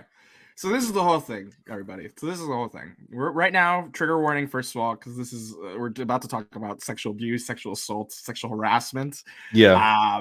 and the prevalency of that in the Hollywood system. So first of all, trigger warning. I think it's fair to put that out Mhm. there. And second of all, this movie, going back to it being super ahead of the time and also weird and strange because of who produced this movie. Um, it's both simultaneously very impressive and brave to have told that element of the story, regardless of how well it was executed. I think it was a very um, informed decision. Like, it felt intentional. It didn't feel like it was shoehorned in there or forced to make it a thing. It felt like it was very Mhm. pertinent to the story. There was to this isolated story they were setting up for the whole franchise. I don't know, but for this, I understand it. Um, and yeah, I think that it's the oddest thing about it and the most troubling thing about it is that this movie got made by the Weinsteins, and this is like a whole subplot in this movie. And to think that Harvey Weinstein could have seen this and been sitting there and not bat an eye is just horribly upsetting and really just weird. Yeah. I mean, again, so yeah, we've got John Milton, and he straight up tells them about how when Maureen Prescott came to Hollywood under the alias Rena Reynolds, Mhm. that he said that he threw parties where young actresses would go to meet like very powerful film producers and executives, and that's how they would get roles. And obviously, I think we all get what the implication is there. Mhm. What the implication is there when he says they would meet them. Um, but yeah, the implication there, and yes, it's very ahead of its time because I think in 2000 we were not as aware and sensitive to that dynamic in Hollywood. That's still 16 years before the Me Too movement. Yeah. Um, so yeah, literally, it is quite ahead of its time in a positive sense. Like even just putting that out there in a movie, like, hey, like producers take advantage of young actresses Totally. and leverage their power to get like sexual gratification out of them. But then at the same time, it's like Harvey Weinstein saw this movie before it came out. Like he might have even read the script and was Yeah. like, "Yeah, he's like, this looks good to me." And I was like, "That's Oh fucked up." man, so Like bad. the guy that's currently So in the bad. middle of rotting in prison, and who still once every 6 months we get like another account of an actress or somebody that he abused, sexually assaulted, took advantage of, Mhm. blackmailed. Long before the year 2000 when this movie was made, and long after. It is a very eerie scene to watch, and I genuinely didn't know how to feel when I was watching it. I was very like, just like my mind was just like outside of my body watching that scene. I was like, it's very Yeah. weird Yeah. um, that exists in this movie. But Yeah, that's the whole thing with Sid's mom, and it kind of makes you reflect back on like Scream 1 and 2 too, with this new storyline, and paint Sid's mom in a different light too, where you understand like this woman came from a lot of just like Sid, like an insane amount of trauma, and she was tormented until mhm, her death, basically. And that's yeah, very saddening, and it's very, very. a poignant addition that I think out of all the retconning things, I think adding more to Maureen Prescott is like one of the better things, regardless of how, you know, the approach was done. I think there's a character that needed to be fleshed out, obviously, especially for this film to work. But yeah, it's a very weird approach, and I'm still not sure entirely of how I feel about it, especially because of how it's further handled in the last like 30 minutes of this movie. Is also some weird like dialogue exchanges and stuff like that are like, is this supposed to be funny or is this supposed to be serious? Like you can barely tell. But yeah, that's basically the reveal, is that Sid's mom was basically abused within the Hollywood system, and that's what sent her back to Woodsboro. And yeah, it's a very, very interesting dynamic, especially when it comes to playing into the twist and the reveal of Roman being the killer of this. But let's do it, dude. Let's get into it's his it's Roman's birthday party at Milton's house is what it is. Yeah, and I think right around the same time in the movie is when we get Kincaid and Sydney talking in the office as well. Oh, they have this is actually the funniest scene of this movie now. Yeah. Please, what a very bizarre and unsettling like 6 minutes of back and forth. It's a really long scene. It's a really, really long scene. Yeah, they're just going back and forth talking. Kincaid's giving you like every like creepy guy like stereotype, the long stares and looks, alluding to some like he keeps saying that he had like a really rough past, and I'm like, what happened to this dude? What happened to him? Like, it doesn't have to be in a movie. Just release like some supplementary material. Like, what happened to Kincaid that has him so fucked up? Anything. Yeah. Obviously, two characters with a lot of trauma, and then the cherry on top, a line that you that you told me that you were talking about before we started filming, when Kincaid's off to leave and Sydney turns and he's like, "Hey, what's your favorite scary movie?" Which I guess it's cute to have Sydney ask somebody what's your favorite scary movie. It's kind of corny, but I'll let it pass because. And then Kincaid says, he gets like 2 inches from her face, almost nose touching, "My life." I'm like, Jesus my Christ. life, dude. He says it with the most deadpan, like you said. He's like this close to her. He hits her with "my life," and she doesn't. She's just like, "All right." Yeah, Cindy's like, "Oh yeah," she's like, "Me too." Yeah, she said that. She's like, "Yeah, me too." I think she says that after he leaves. She might just say it to herself, like when he walks out, she's like, "Yeah, mine too." Still so weird. Still so but strange. It's undeniably strange.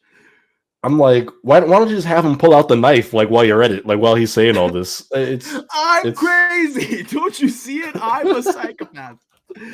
Oh man, Kincaid, what a character. You know what? If I had the editing skills, I'd go back and put the Jared Leto Joker tattoo damaged, just like on his forehead, like right into his hairline. My life. It's his life, dude. It's Kincaid's life is the real horror movie.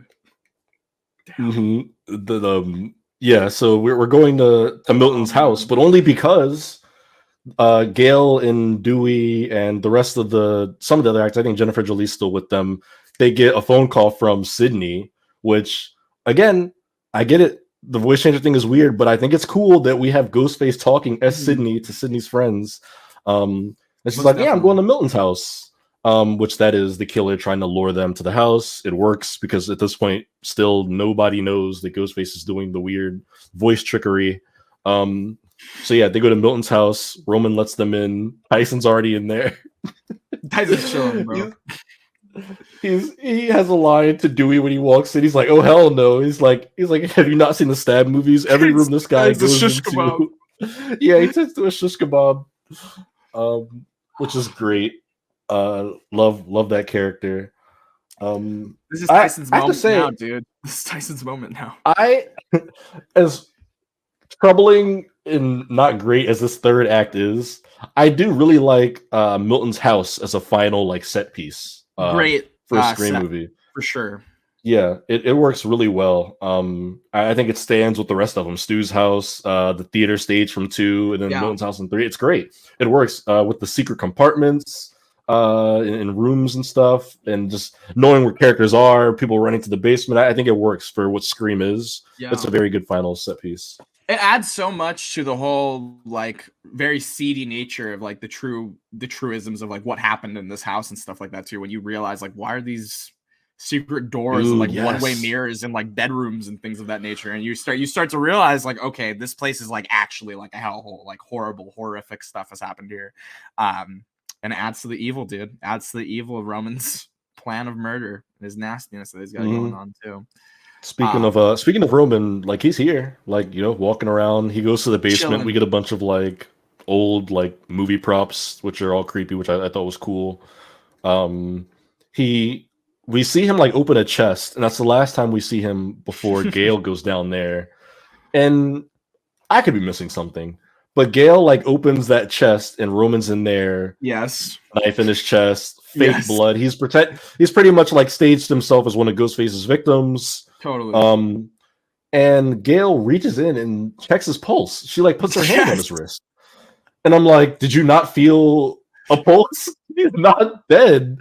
So I'm like, I don't understand what just happened there. Like, you should have felt his pulse. There's two lines of thinking here, right? One is that Gale just has no idea how to check someone's pulse, and that he was perfectly fine and chilling there, and she just did not know what she was doing. She's like, "Oh, he's dead." Or two, by some mere, I mean, Roman, he is a director, by the way, in case you didn't know. He says it about 50 He directs times. things. He directs things. So maybe he directed, a scene where he was able to take a medication of some nature or something, slow down his pulse. I don't know, something. I don't know. But yeah, no, you didn't miss anything. She definitely does try and check his pulse and says that he's dead. And also the geography of this scene is so weird because she immediately turns around and Jennifer is just standing there. And you're like, has she just been like, what, like, because did they go down there together or something? Like they were walking down the hallway together. All of a sudden, he ended up in the casket, and she's standing there the whole time, like, "Oh, is he dead? Where were you?" And then Gale confirms to her. She's like, "Yeah." She's like, "He's dead," which to me says, "I just checked his pulse, and he's dead." Absolutely, he's dead. So I wish they would have established at some point in the movie that like somebody had to fake their death in a stab movie, and like there was like a process for like slowing your pulse down, because that would have been a really cool moment then. And again, maybe there is. Comment if you're like, "Oh, did you not see the pills on his desk, Donovan?" I don't know, but maybe there's something I missed. But I laughed to myself. I laughed at myself watching that scene because I'm like, if I was faking my death and somebody grabbed my wrist to check my pulse, me knowing that my heart is still beating, I would break. I'd be like, "Oh shit!" I would just attack her. And also, in terms of like fake death technique, I would assume that you'd want to just have your eyes closed instead of having them open the whole time. Like, I get that people die like that, but dude, I mean, she could have taken 20, 30 minutes to find you. Who knows? So that was funny. That whole Roman scene is funny. Look, Roman's a creative dude. I like to think that was a last second character choice. As the chest was opening, he just went and just like opens his eyes, and he's like, "Hell yeah, I'm a dead body." Dead body. Yeah, he's like even more believable. But shout out to Roman. Yeah, so fake Roman body, great. It freaks out a couple characters, but that does set off in the motion, right? That Ghostface is here. With a lot of these Scream set pieces. Yeah, this is where the kills really begin. Yeah. You need your inciting incident that lets the cast know, like, "Oh shit, Ghostface is here. He's one of us." Like this last surviving group, which is like when we get down to business in a Scream movie. So we get some weird moments here, right? Because people are freaking out. Angelina admits, she just says, this is the line that I was referring to earlier, that I have no idea what the intent was of putting this in the movie. I have no idea, dude. But go on. Please. She's freaking out. She's like, "I didn't sleep with John Milton just to get killed, blah, blah, blah." And it's like, hold the hell up. So a few things. One, yes, she was lying about winning whatever that bullshit story was before. She lied. She slept with John Milton. That's fucked up. I mean, just to go back to that scene where the guy, he really plays it off. He's like, "Oh yeah, I had some parties where like women would meet." Yeah, he's like, I mean, I don't know. Like stuff happened. I mean, I don't know. Yeah, but it's like he was very much at the heart of that. Like he was one of those scumbags. He's not like absolved of any guilt here. But it just is like it just makes you go like, ugh, when you hear that scene. It's like, oh, like that's really fucked up. but it Yeah. doesn't like add anything. It's just I don't know. Just, And when she says, and the delivery of it feels almost like it was supposed to be like a not a punchline. joke, a punchline, exactly, like a joke, like some type of ending of a joke, or like this is some catharsis, like some payoff of a joke that didn't land earlier or something. It's like, what? Like I was supposed to have some. We just went through of talking about this other woman being like horribly abused. This is the follow-up to that for a character we barely know. We know nothing about, her at all. Yeah, and then to, I guess, add insult to injury. I mean, I guess not really, but like that's Angelina's death scene because she says that she runs down and around the corner, down the stairs and around the corner. Yeah, and then quickest Ghostface death ever. Ghostface is just right there, just stabs her, and she's out in like 2 or 3 seconds. They hear the screams, Gail and Parker Posey, and they run over. They look over the ledge, and they see like the upper half of her body, like kind of lifeless. And yeah, it's a great shot, and she gets dragged away. And it's also a great shot having the context that she was supposed to be revealed as a killer. True, because very true. That would have been another fake death. That would have just been Roman like dragging her out of view so that they could go do more Ghostface stuff. But I mean, I guess that character is dead. It's the last time we see her technically. We get more stabbings. Tyson gets stabbed at the. This is the end of Tyson. Huh? Yeah. To be fair, in his defense, he gets stabbed, but he's alive for a good while before he dies after that. And I noticed too that he actually tried to like save Dewey's life. Like the whole reason he even gets in that altercation is that he's trying to take the knife away from Ghostface. Oh. Like Dewey gets like hit. Yeah, he just kind of intervened. Like the opportunity to like try and stop him. So dude, Tyson was a real one, dude. I like Tyson. He was a good guy. Yeah, and I have to say again, this Scooby-Doo cartoon ass moment when he's running from Ghostface with the stab wound, and Ghostface yanks the rug, literally pulls the rug as he's running on it, and whoever this stunt person was, they put their life on the line for that flip. They're dead because they died during the making of this movie for sure. He flips, and the first thing that hits the ground is head and shoulder, and I'm like, damn! I was like, that's a bad fall. That's a bad fall. But how hard do you have to be running on a rug for somebody to flip your damn body all the way upside down? Honestly, I thought, and not remembering exactly how he died, I thought that was how he died. Like when I just saw it right now, I was like, oh, he's dead. I was like, he's dead. Could have been. Yeah. Yeah, and then unfortunately, he gets a bit more wrestling with Ghostface, and then just unceremoniously thrown off the balcony, and you hear him like thud hit the ground. I don't think they actually show him when he hits the ground, but that kind of wraps up Tyson there. Unfortunate, one of the best of us. Thanks, Tyson. Definitely one of the memorable characters from this movie. In like 5 years, when I have to like name a character from Scream 3 in a trivia contest, I'm gonna say Tyson. It's great. And then now we go back to something you said with the secret rooms, because Jennifer Jolie finds accidentally one of the secret rooms because she's like hiding, and she like hits like a lever and it like knocks her. And again, Scooby-Doo ass final scene, man. It's literally like a Scooby-Doo mansion. Yes. With like a character accidentally setting off a lever and getting pulled into a secret room. But again, it's a scene that's effectively creepy, but like only with the context of this was a house where like executives would probably like take advantage of and hook up with young actresses that were like desperate to advance their careers. And the fact that it's a room that has a one-way window where you can see into the bedroom, but the bedroom can't see into it. But it's also it's soundproof. Yeah, dude. This is bad, man. The stuff that this is implying is really, really bad. I'm like, the movie doesn't explicitly say, wow, what was happening in this room? But as the audience, you're like, what the fuck were they doing in this room? Why is there a soundproof one-way mirror room in this house in a hidden compartment?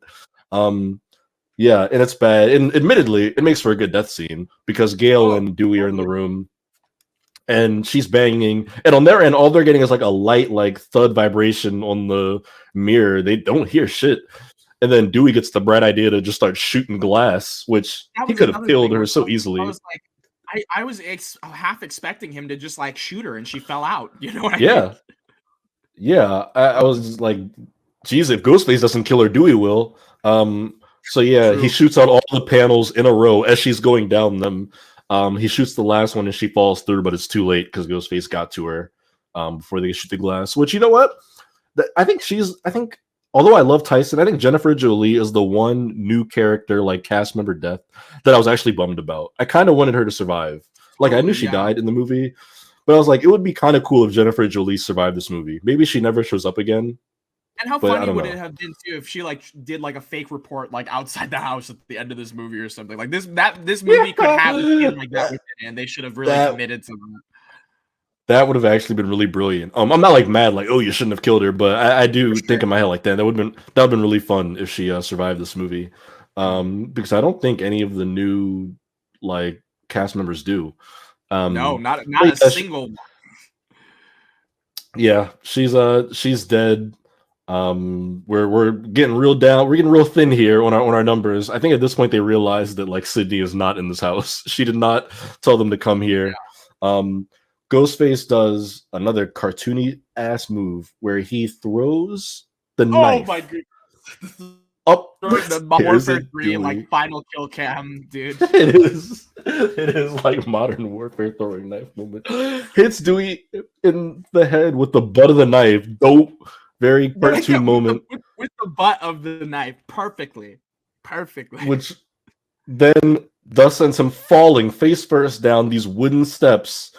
Because it's not a Scream third act if Dewey is not getting his ass handed to him in some Totally. shape or form.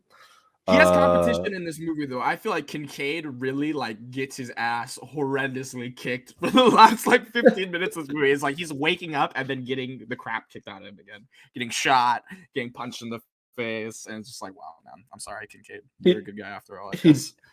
he definitely does. And we get a great moment here where briefly we cut back to Sydney by herself in the precinct when she gets the call. Because now Ghostface has Gale and Dewey like in his custody, I guess you could say. But Sydney picks up the phone and she's like, "Hello," and it's like, "Hello," back at her in her own voice. Ghostface is Yeah, at this point just trying to be, he's just being an asshole, talking to her in her own voice. And I guess this is a nitpicky complaint, and I could be wrong, but it sounds like they're literally playing the same line back. Like when Nev Campbell speaks into the it, phone, it sounds exactly like it that.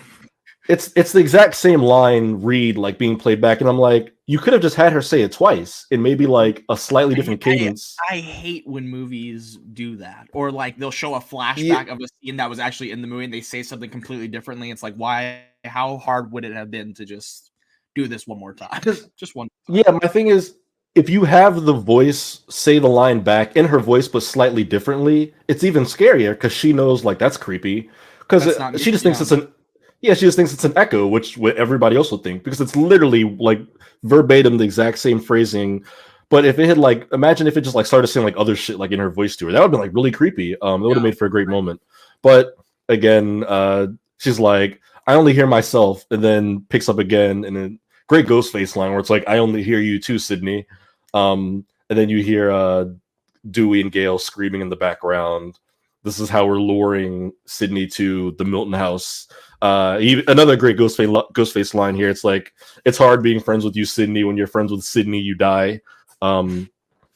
Which is great because it's Yeah, true. it's Uh, true. and she knows she's got to go save Dewey and Gale. So finally, we get Sydney going to the Milton house, and I love before she leaves, she's still in the police precinct. She looks at the clothing rack and sees a bulletproof vest hanging up Yes. uh, on the clothing rack. It's like very brief foreshadowing what's about to happen. But I love that we see her like make that connection. Like she's not dumb enough to just walk in that house. Can you imagine? That'd Like be a amazing. like a pincushion, yeah. Yeah. So that's great. And then we get her in the house. She comes in, she's just like Dewey. She shoots Ghostface like 4 times, like on sight. It's just like no questions Immediately. asked, just open fire. Um we get Kincaid showing up again when Ghostface disappears because he gets shot and runs off. And again, here it's like you almost think that Kincaid's gonna reveal himself as Ghostface because he I'm one he of turns you. the Yeah. camera. He even puts on like the grin. He's like he hits like a smile, and it's like, I'm like, why are you what the doing this hell? right now, dude? Yes, I'm like, what is your problem, dude? Yeah. And then Ghostface jumps out, and this is what you were saying earlier, right? Where Ghostface kicks Kincaid's ass for a couple of minutes. Oh my goodness, he's brutal. He absolutely brutalizes Patrick Dempsey in this scene. Yeah, beats I think the Sydney really saves his life because Sydney kind of goes like pursues and distracts Ghostface, yeah. gets the heat back on herself, um, and then she like finds the fake bookshelf that you got to pull. Scooby Doo shit goes behind the bookshelf. Um, we get another mom moment, kind of where like we hear well no because it's Ghostface under the sheet, which we saw earlier. Under I don't think we the mentioned it yeah, again. under under the crime sheet, talking in Maureen's voice once again, Sydney's HD. mother. Yeah. Yeah, in HD. And then of course this is creeping Sydney out. And then eventually he just takes the thing off. They walk out into the room, and then in a very weird moment, because I think this is like the first time we get an extended scene like this in Scream, where Ghostface is just talking to Sydney in person with Roger Jackson, like Ghostface Dude, voice, this mask scene on is still. hilarious and so weird. Like, there's a moment I'm gonna clip it right here where Ghostface like reveals his bulletproof vest, but because you Yeah, can't see his mouth, the imagery of this is him just like ripping his shirt basically, and Roger L. Jackson going, "Yo, you thought you could kill me?" And he's just like ripping his shirt off. It's like, what is happening? Like, You never knew her at all, Sydney. Maybe you just can't get past the surface of things. what is going on right now? dude, he goes on a whole it's a monologue that we get of Ghostface standing there with the mask on because usually the Ghostface monologue comes after the mask is removed, but no, he's keeping it on, and he's talking about like, I've been hunting you down, and I was looking for Maureen, and he's like, I tracked her I down need to a my house in mommy and all Woodsboro. this stuff. It's like we're one. It's like Yeah, all this crazy and crap. then Yeah.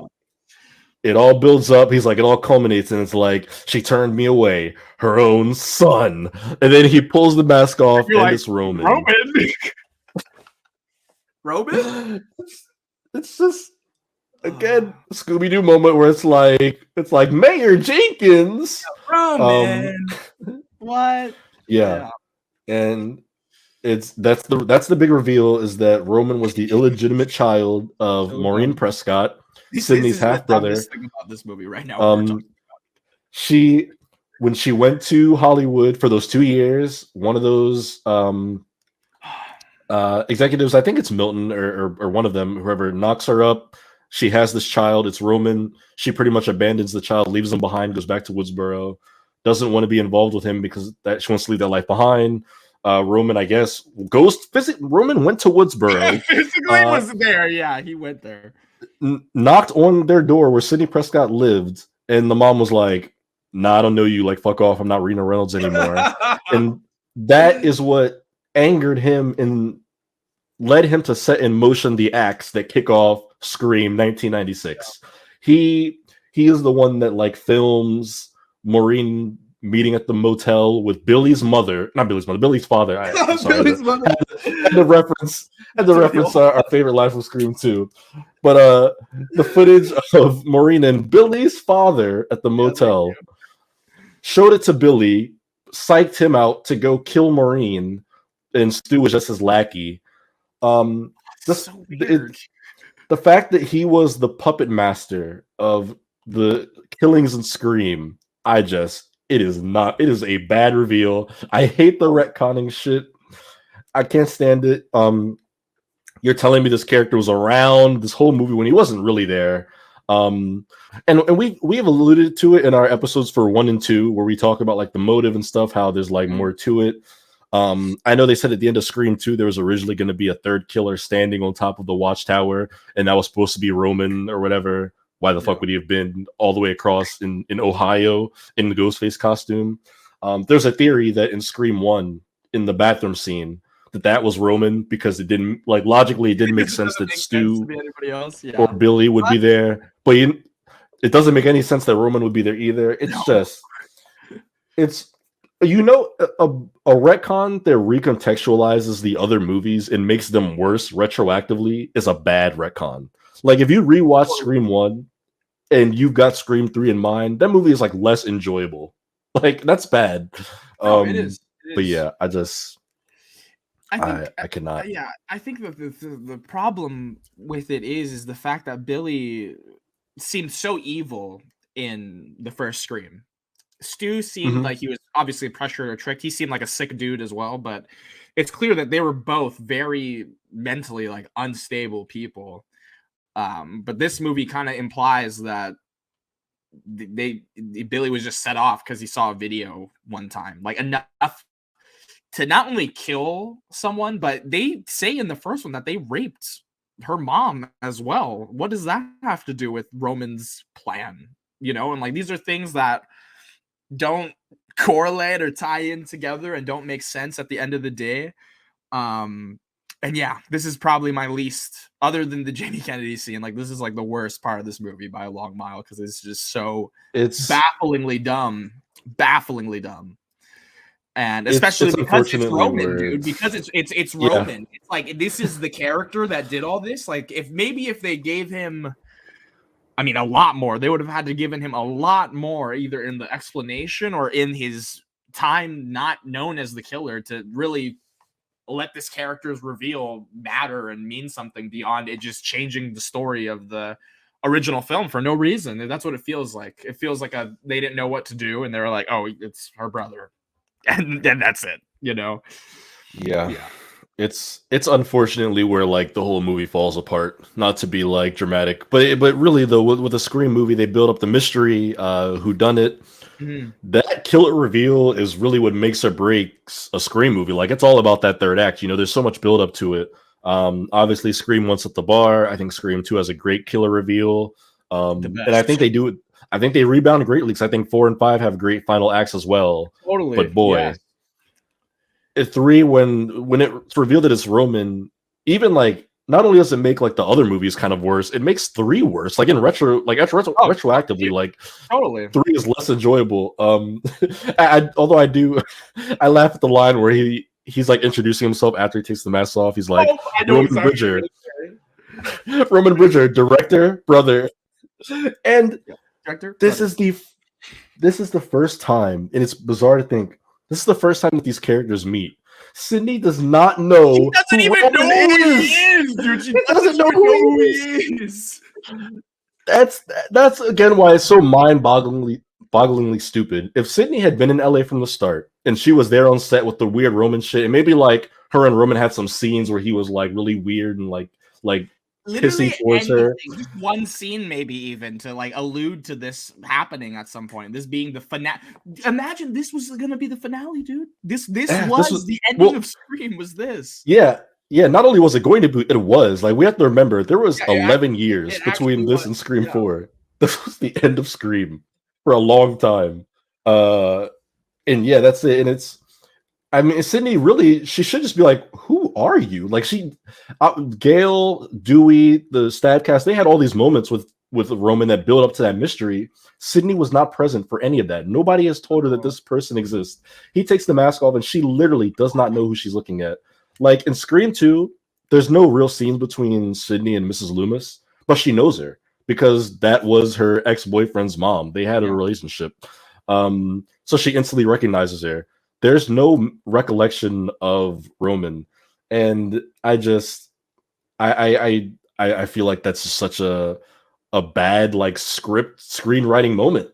Like I don't know. It just does not work at all. And honestly, it's sad, but I understand. I think I mentioned it maybe in a previous episode, or maybe we were just chatting offline. But I remember there was an interview Nev Campbell was doing for Scream 5, and it was I believe it was Perry Nemiroff interview, and she was asking her about like just the Scream lore and all that.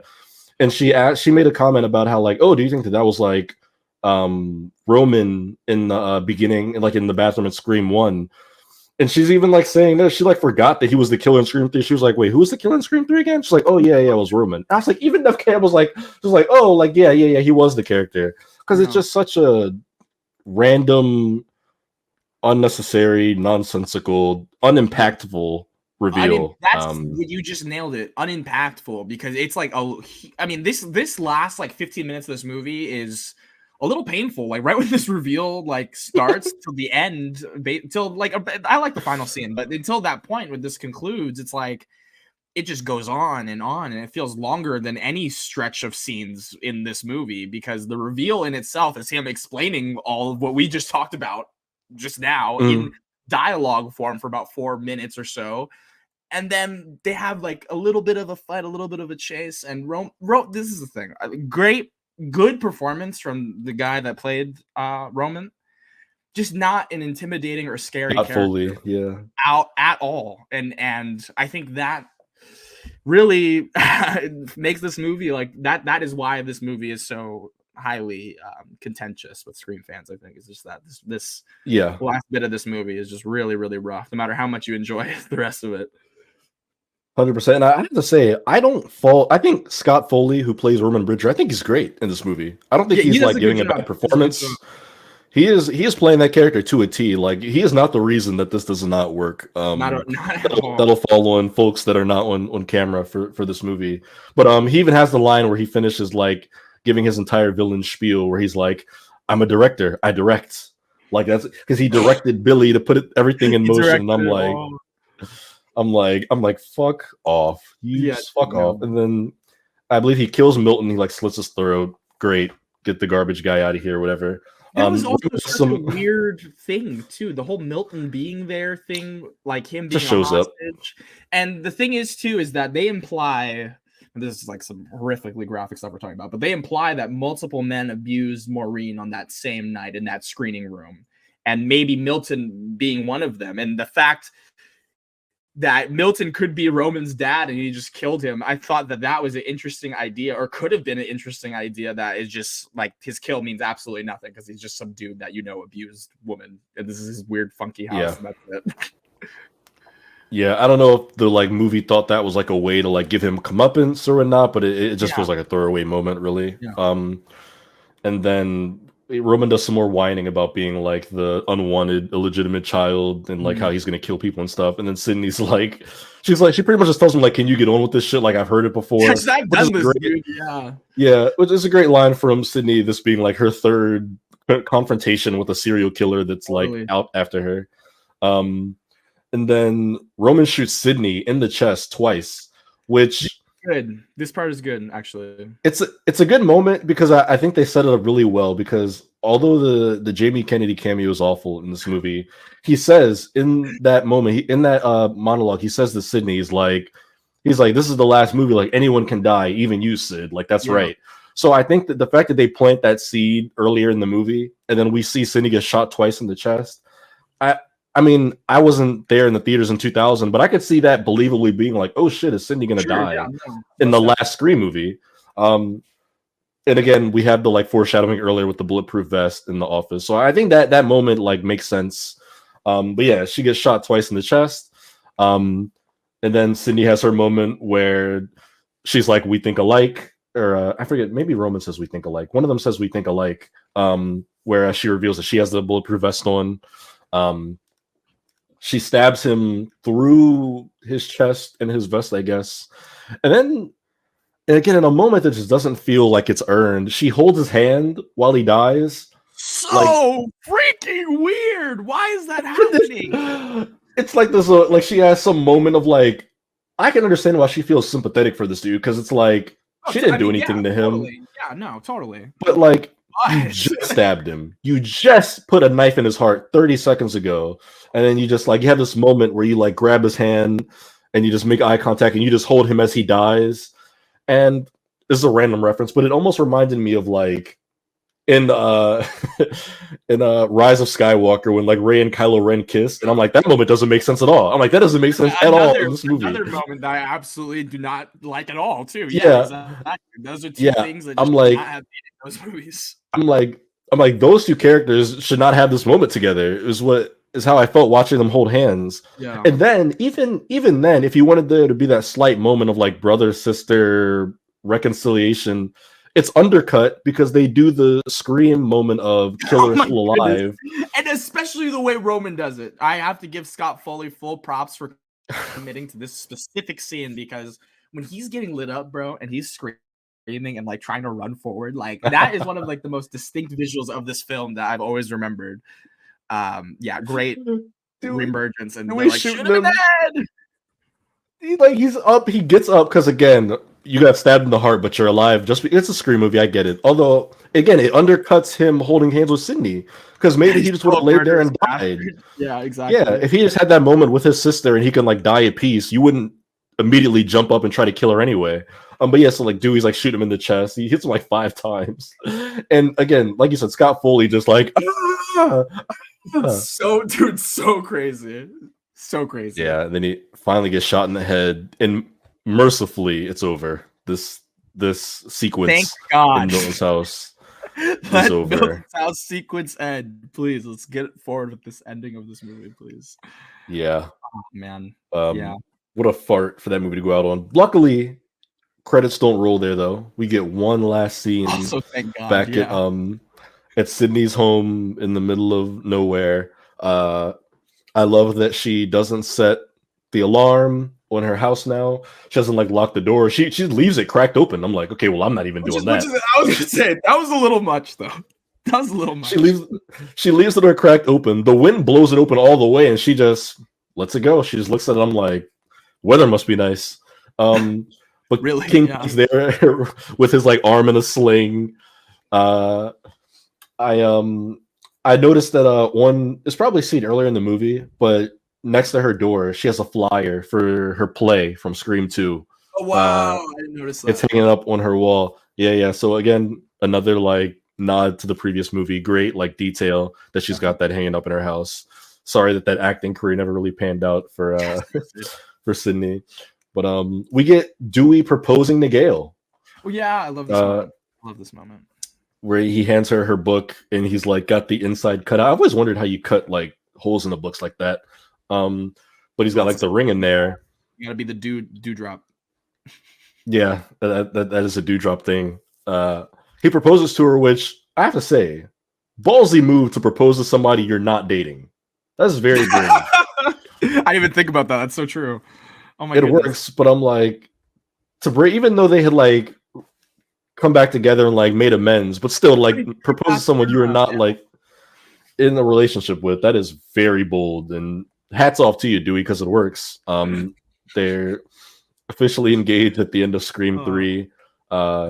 It's a thread that we pick up in Scream 4, but yeah. And then I think the last little interaction is Kincaid telling Sydney we're about to put a movie on. And then Sydney's like, what kind? And then Kincaid's just like, oh, you've got to see. Like, you got to come and see. And then I assume it's a scary movie they're going to watch. I don't know what else they're getting at there. The first Stab movie with Tori Spelling. They're going to make Sid relive it. Right? Yeah. You gotta come see it. Then, knowing Kincaid, dude, I wouldn't put it past him to do some weird stuff like that. Honestly. Or maybe it's his life. Maybe it's like his home video because he said that the scariest movie, his favorite scary movie is his life. That's it. It's a 2-hour like home video of him just sitting in his room. Are you scared yet?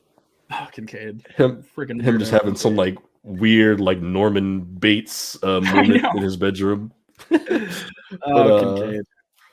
We get credits and Red Right Hand again over the credits this time. Yeah, nice touch. And that's Scream 3, dude. Damn. That is Scream 3 2000. That might be our longest episode too. Shout out to Aaron Kruger for letting us talk about his movie and kind of trash on it, but kind of love it too. I'm glad. I'm so happy that we're doing this because, like, dude, I did not care for this movie at all prior to rewatching it. So I'm really happy that me and Scream 3 are in a better place now after that. Yeah, I think final thoughts. I mean, it still sits very comfortably as my least favorite Scream movie, but I will adamantly defend it as it's not like the awful, oh my god, what happened to this franchise sequel that people kind of make it out to be. Yeah. Because a lot of people would lead you to believe that Scream 3 is like some unwatchable like piece of garbage. But as I said in the beginning, Wes Craven still made this movie. It is still very competent in a lot of ways. And impressive in a lot of ways, although it falls apart when it kind of matters most. But yeah, and that was the end of the Scream trilogy. Started in 96, ended in 2000. That is really, I think you can draw a very solid line in the Scream franchise, the original trilogy of movies, and then the sequels, 4 and 5, and soon to be 6. Just tonally, the way they're made, how they look. Although Wes Craven and Kevin Williamson made Scream 4, there's still that clear divide. Yeah. But yeah, this was I said when we started the show that this was like the episode I was really looking forward to. And This was yeah, the yeah, I most think it makes fun. sense that this was a long one. Yeah, this was It so makes fun. sense. Like I don't think like in talking about it more, like I'm honestly thinking back and realizing how truly hilarious this movie is. Like it is like mind-blowingly dumb and asinine at times, but it is also like so entertaining and so fun. It is a funny ass movie, and honestly, probably as far as we know, the last like funny ass Scream movie. Because I just to foreshadow my thoughts, I think Scream 4 and 5, while funny, are way more serious and like and brutal. Especially for Oh yeah, yeah, yeah. yeah. So that'll be interesting. It's like going from 3 to 4. That's like a huge. That's like a total whiplash. Yeah. That is a total whiplash. Which cannot wait to dig into that one. Yeah, that's gonna be good, dude. Damn, Scream 3. I'm glad that we finally got. That's the OG trilogy, y'all. We went through it, and this journey has been wonderful with you so far, my friend. And it's only gonna get better. We have 2 phenomenal movies to talk about, and the show, Oh yeah, Scream 6. And now I feel like we're getting into like, a dangerous season right now, where it's like it feels like a trailer is. We're recording this like on November 8th, and it feels like right now there is a trailer so close to coming. When that is in these next few they months, just moved the release date up. yeah, and that too. It's feeling like Scream is almost here. Scream 6 is almost here, and it's insane. And so this doing the show has gotten me unbelievably more excited for Scream 6. I didn't think that was possible. So, dude, thank you once again for being a great co-host and for talking about this weird beast of a film with me, and for tackling it and enjoying it with me as well. Hell yeah, man. Same to you. It has been a fun ride so far, and it's only getting more exciting. I can't wait for the next few episodes of this. Most definitely. Anything you want to plug before we sign off here? Nothing really. Twitter accounts on there as long as I'm around on that website until I get booted off of it, I guess. But it's where you can find me. Yeah, that's the whole other thing right now, guys. We're trying, we're just trying to figure out with the times and adapt to it too, So we're still I'm still gonna be posting announcements for this show on Twitter and whatnot. That's my handle down there. That's Donovan's down there, and you'll find us there for the time being. And that's all I can say with certainty on November 8th, at least. So with that being said, we are signing off, and we will see you for Scream 4 on our next episode of the Woodsboro Retrospective. Have a good night, everybody. Peace.